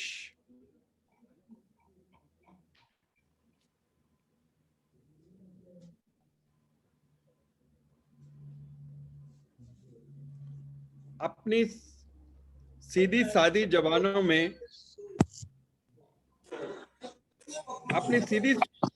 जबानों में याद करते हैं अपने ऋषियों, मुनियों, देवी देवताओं, शूरवीरों को, ऋचा वाक्यों को भक्ति भावनाओं के साथ। अब भी विद्यार्थी यही कहते थे, अब वे लौट चुके हैं। अब कहते हैं कि उन्हें भारत देश वैसा नहीं लगा जैसा उन्होंने सोचा था। उन्हें भारत देश अब वैसा नहीं लगा जैसा उन्होंने सोचा था। उन्हें लगता है कि भारत के लोग अपने देश की आंतरिक शक्ति को नहीं पहचानते, कि जिस भारतवासी के मुंह में पैसे का गोश्त लग जाता है वह अपने देश की आत्मा को फेरो, राजा रानियों की तरह तय खानों में गाड़ देता है। उन्हें पश्चिमी जगत वह लगने लगता है जो अनुकरणीय है, स्वर्गीय है। ऐसे लोग पश्चिमी लोगों से भी ज्यादा हो गए हैं पश्चिम भौतिकवादी। लेकिन पश्चिमी लोगों की तरह वे प्रश्न नहीं करते। लौटे हुए विद्यार्थी यह भी कहते हैं कि उस देश के गरीब इस कदर गरीब हो गए हैं कि अब अगर ऋषियों, मुनियों, वेदों, आख्यानों, तुलसियों, सूरदासों को याद करते हैं तो उसी तरह से जैसे रटता हुआ तोता। अगर वे उन्हें याद करते हैं तो उसी तरह से जैसे रटता हुआ तोता, बिना किसी हृदय स्पर्शी भावना के। वहां लोग घूस को भी लक्ष्मी के पैरों पर चढ़ाते हैं जैसे वह उनकी मेहनत की कमाई हो। वहां लोग घूस को भी लक्ष्मी के पांव पर चढ़ाते हैं जैसे वह उनकी मेहनत की कमाई हो। लौटे हुए विद्यार्थी कहते हैं कि ऐसे कितने बिंदुओं पर उनकी सारी रोमांटिक भावनाएं भारत देश और वहां के लोगों के प्रति मिटती रही और वह महान देश उन्हें सारे जहां से अच्छा नहीं लगा। लौटे हुए विद्यार्थी कहते हैं कि ऐसे कितने बिंदुओं पर उनकी सारी रोमांटिक भावनाएं भारत देश और वहां के लोगों के प्रति मिटती रही और वह महान देश उन्हें सारे जहां से अच्छा नहीं लगा। फिर भी लौटे हुए कितने ही विद्यार्थी वहां फिर लौटना चाहते हैं। फिर भी लौटे हुए कितने ही विद्यार्थी वहां फिर लौट जाना चाहते हैं। कुछ कहते हैं कि वे वहां फिर जाकर इस बार पूरी तरह यह तय करना चाहते हैं कि कहीं उन्हें इस देश को समझने में गलती तो नहीं हो गई। वे यह तय करना चाहते हैं कि कहीं उन्हें इस देश को समझने में गलती तो नहीं होगी। कुछ कहते हैं कि वे लौटेंगे क्योंकि वहां अभी भी कुछ लोग जीवित हैं जो मानवीय धरातल पर जब किसी अन्य को पवित्र योगी मन से स्पर्श करते हैं तो एक अद्वितीय उदीर्ण शक्ति का संचार कर देते हैं। विद्यार्थी फिर उनके पास लौटना चाहते हैं कि ऐसे किसी पारस को छूकर उनका स्वर्ण उद्भासित हो उठे, कि ऐसे किसी पारस को छूकर उनका स्वर्ण उद्भासित हो उठे। फिर और हैं जो यहाँ इसलिए लौटना चाहते हैं कि हिमालय अभी भी जिस पवित्रता का बोध कराता है और हारे और लघुतम मनुष्य के अंदर भी एक देवी गरिमा को जगा देता है, कि वह हारे और लघुतम मनुष्य के अंदर भी एक देवी गरिमा को जगा देता है, वैसा और कोई आसमान छूता पहाड़ नहीं, वैसा और कोई आसमान छूता पहाड़ नहीं, बल्कि खंड खंड सच्चाइयों को जोड़ती हुई जीवन की किसी अखंडता का तत्व पाने, सच्चाई जानने, क्योंकि वे कहते हैं कि भारत देश में अभी भी वैसा कुछ है जो पंख में उगा हुआ होकर भी हृदय को कहीं छूता है, जैसे कमल। तो ये एक कविता थी कि आज का युवा जो है भारत को किस तरह से देखता है। कुछ छोटी छोटी बातें मैं आज की कविता के बारे में कहना चाहूँगा। एक तो ये है कि दिव्या जी ने, मीरा जी ने, पद्मेश जी ने या सब लोगों ने, वातायन की कोर टीम ने जो सोचा कि आज ऐसी ऐसी रचनाएं पढ़े जानी हैं जो प्रसिद्ध रचनाएं हैं, जिनको सुनने के बाद सुनते सुनते जो है वो क्रांतिकारी भावनाएं जागृत हुई और देश में स्वतंत्रता की लहर जागी। मुझे हरिवंश राय बच्चन जी की आत्मकथा याद आती है, जिसमें वे लिखते हैं कि कविता सम्मेलन नहीं होने चाहिए। वो कहते हैं कि कवि सम्मेलन नहीं होने चाहिए, कविता सम्मेलन होने चाहिए। उनका कहना यह है कि जब एक कविता कोई भी कवि लिखता है तो शायद सब कुछ लिखने के बाद भी उसकी कुछ कविताएं या एक या दो ऐसी कविताएं शेष रह जाती हैं जो कि हर बार लोग उससे सुनना चाहते हैं। और उनका कहना था कि वो कवि से फरमाइश भी करते हैं, तो क्यों ना ऐसा हो कि हम पहले से ये बता दें कि ये एक अत्यंत मार्मिक, सुंदर, अद्भुत रचना है जिसका पाठ किया जाएगा और आप कृपया इस कवि सम्मेलन में पधारें। तो पता नहीं दिव्या जी ने उनको पढ़ा था या नहीं पढ़ा था, पर उन्होंने ये सोचा, तो उससे हम ये सोच सकते हैं कि वाइस मैन थिंक्स अलाइक। उन्होंने भी, बच्चन जी ने भी सोचा था, दिव्या जी ने भी, पद्मेश जी ने भी सोचा है, तो ये सब लोग एक ही तरह से सोचते हैं। पर इनके कारण से देश की सर्वश्रेष्ठ रचनाओं को सुनने का हमें मौका मिला। इसके लिए ये भी और जिन रचनाकारों ने वो पढ़ी है वो भी बधाई के पात्र हैं। ये भी एक मुझे ऐसा लगता है कि संयोग नहीं है कि वो आज़ादी की लहरें पैदा करने वाली कविताएं सारी की सारी लगभग लयबद्ध थी, हिंदी के किसी छंद में थी। वो कविताएं आम तौर पर, क्योंकि जहां विचार कविता है वहां आप मुक्त छंद का सहारा ले सकते हैं, परंतु जहां पर कविता ने हृदय पर, अब जैसे मिज़ो कामी साहब ने जो है आजाद हिंद फौज का गीत सुनाया है ना, या इसी प्रकार की आतिला जी ने जो है दिनकर की, इन दोनों का नाम विशेष मैं लूंगा क्योंकि दोनों ही गैर भारतीय हैं और भारत से इतना प्रेम करते हैं कि इतनी सुंदर कविताएं इन दोनों ने सुनाई। तो वो सब कविताएं, तो इसका मतलब हिंदी छंद की जो शक्ति है उसको भी हमको समझना पड़ेगा। हिंदी छंद में ही वो शक्ति है जो कि लाखों करोड़ों लोगों की भावनाओं में एक प्रेरणा ला सकता है, उन्हें उद्दीप्त कर सकता है। और ऐसी आज प्रेरणादायक कविताएं सुनने का मौका मिला और इससे मैं समझता हूं कि युवाओं को भी एक प्रेरणा मिलेगी कि वो ऐसी कविताओं को, अगर और कुछ नहीं, क्योंकि बहुत सारे लोग कविता से किन्हीं कारणों से दूर भी होते जा रहे हैं। उनको ऐसा लगता है कि कविता और विचार में क्या अंतर रहा, या एक तरीके से ये तो एक आलाप सा है, इसमें ना इसको याद होती है, ना इसमें 20 पंक्तियों में से कोई एक आध पंक्ति ऐसी है जो छूती है मन को। तो ये जो लयबद्ध कविताएं हैं वो 1, 2, 10 लोगों तक नहीं बल्कि लाखों लाखों करोड़ों लोगों को प्रेरित करती थी। जैसा कि हम सब ने सोचा ही कि आज़ादी के समय में ये करोड़ों लोगों द्वारा ये आज अगर मैं ये कहूँ कि ये कविताएं भी नहीं थी बल्कि राष्ट्रगीत थे जिनको आज गाया गया। और इन राष्ट्र गीतों को आज के अवसर पर सुनना शायद जो स्वतंत्रता दिवस है उसको और सार्थक और प्रासंगिक बना देता है। तो ये भी जो चयन जो रचनाकारों किया उसके लिए सब भी बधाई के पात्र हैं। बड़ी चुनौतियां हमारे प्रधानमंत्री जी ने रखी हैं कि स्वतंत्रता जो दिवस है वो इस 75वीं वर्षगांठ प्रारंभ हो रही है, तो उसमें हम क्या करने वाले हैं, देश को कैसी दिशा मिलेगी।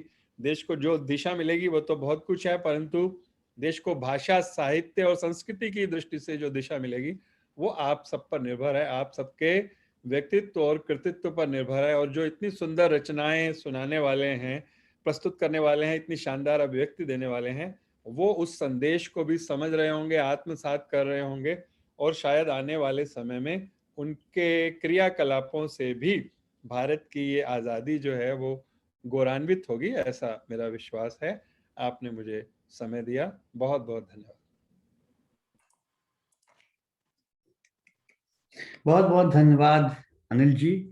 और आपने एक आज के इस कार्यक्रम का बहुत सुंदर चित्रण और इस समाहार प्रस्तुत किया, मैं कहूँगा यहाँ पर। और इत्तेफाक ऐसा रहा कि आप सत्येंद्र श्रीवास्तव जी की ये वाली रचना सुनाने प्रस्तुत किया आपने, और अगर मुझे 2 रचनाएं सुनाने का अवसर होता तो मैं सत्येंद्र जी की ही दूसरी कविता कि विंस्टन चर्चिल मेरी माँ को जानते थे उसका चयन करता। बहुत बहुत धन्यवाद अनिल जी, और बहुत बहुत आभार आप सब लोगों का हमारे बीच, हमारे यहाँ पर ब्रिटेन में भारतीय मूल के मेंबर ऑफ पार्लियामेंट विलेज शर्मा जी पूरे कार्यक्रम में जुड़े रहे, लेकिन लगता है कि वे निकल गए हैं, क्योंकि उनकी विशेष टिप्पणी भी हमारे लिए बहुत महत्वपूर्ण रहती है। इसके साथ साथ दुनिया भर से जो आज हमारे बीच हमारे सारे प्रतिभागियों, अगर पद्मेश जी जब हम भारत की बात कर रहे हैं, मुझे निखिल जी दिखाई दे रहे हैं। वो कवियों की श्रृंखला में तो नहीं थे, पर अगर उनकी प्रार्थना जैसी एक कविता है भारत, अगर वो उनको याद हो 1-1.5 मिनट में वो समाप्त हो जाती है, ज्यादा समय भी नहीं लगता। निखिल जी तो क्या आप ऐसा कर सकते हैं? आप म्यूट हैं अभी। निखिल जी से मेरा ख्याल है दिव्या जी ने संपर्क किया था, पर निखिल जी किसी कारण से मना कर दिया था। नहीं, आपका मैं तो इसीलिए इतनी अच्छी अच्छी कविताएं और जैसे अनिल जी ने कहा वो सब कुछ सुनने को मिला, लेकिन बिना लंबी बात किए भारत को पूरे ऐतिहासिक तौर पे अगर देखें तो ये थोड़ी सी छोटी सी कविता है, अनिल जी ने याद दिलाई। बहुत स्वागत है निखिल जी। मैं भारत हूँ जो आज सुनो, मैं भारत हूँ जो आज सुनो, वही भारत था बरसों पहले, बरसों से भी बरसों पहले, सदियों से भी सदियों पहले। तुम लेते हो क्या टोह मेरी, बस चंद बरसों की उम्र बता। कभी कहते मैं कुछ दूषित हूँ, कभी कहते मैं कुछ विकसित हूँ। सिमटा इतिहास के पन्नों में तुम कहते मैं पराधीन रहा, पर सत्ता के अधीन रहा। ये बात नहीं है सत्य, मगर मैं था किसके अधीन कभी, मैं था किसके पराधीन कभी। मानवता मुझसे उत्पन्न हो, विकसित है चहु दिशाओं में, ये देन मेरी है दुनिया को। पर्वत जो गगन को चूम रहा है, मेरा ही वो वक्ष सुनो, है क्षितिज पार सीमाएं मेरी। किस धर्म से बांध रहे मुझको, किस धर्म से बांध रहे मुझको, मैंने जन्मा है धर्मों को। मेरे आंगन में खेल कूद ये धर्म सभी तो पनपे हैं। हर परदेसी आगंतुक को मैंने अपनाया अपना कर, मुझसे जो नाता तोड़ सके है कौन कहीं क्या इस यज्ञ में। सब मेरे हैं, मैं सबका हूँ, मैं भारत, फिर मैं भारत हूँ, मैं भारत हूँ जो आज सुनो, वही भारत था बरसों पहले, बरसों से भी बरसों पहले, सदियों से भी सदियों पहले। मैं भारत, फिर मैं भारत हूँ। वाह वाह निखिल जी, बहुत बहुत धन्यवाद निखिल जी, और धन्यवाद अनिल जी कि आपने निखिल जी की इस कविता को याद रखा। तो मैं समापन की ओर ले जाता हूँ, और जैसा मैंने कहा, विनय शर्मा जी हमारे साथ बहुत देर तक जुड़े रहे, परंतु अब वे नहीं हैं, इसलिए मैं आप सबके प्रति अपना आभार व्यक्त करते हुए, और हमारे जितने प्रतिभागी कवि रहे हैं उनके अलावा आज मैं देख रहा हूं कि सुरेंद्र गंभीर जी अमेरिका से पूरे समय हमारे साथ जुड़े रहे, विजय राणा जी को देख रहा हूँ, शिव पांडे जी लिवरपूल से, और बहुत से हमारे जो यहाँ पर विजय विक्रांत जी हैं, मनोज मोक्षेंद्र जी हैं, महादेव कोडूर जी हैं, आप सबके प्रति सूर्यकांत सुतार सूर्या जी हैं, हमारे शुभम त्रिपाठी जी जो हमेशा चित्र खींचते रहते हैं, ब्रिज गोयल जी, आप सबके प्रति बहुत बहुत आभार कि आप लोगों ने यहाँ से जुड़कर हमारा मनोबल बढ़ाया और हमारे आज के इस कार्यक्रम को विशेष किया। इसके साथ ही मैं ये सूचना देता चलूं कि अगले सप्ताह वातायन के कार्यक्रम में इसी समय हम लोग फिर मिलेंगे। एक विशेष कार्यक्रम हो रहा है, प्रोफेसर जगन्नाथन जी और विजय कुमार मल्होत्रा जी जो 2 भाषाविद लोग हैं, उनके बीच शिक्षण में जो भाषा के विवाद हैं उनके ऊपर एक विशेष वार्तालाप होगी, संगोष्ठी होगी। और अंत में मेरा निवेदन है कि हम लोग खड़े होकर जन गण मन जो भारत का राष्ट्रगीत है उसे यहाँ पर सुने।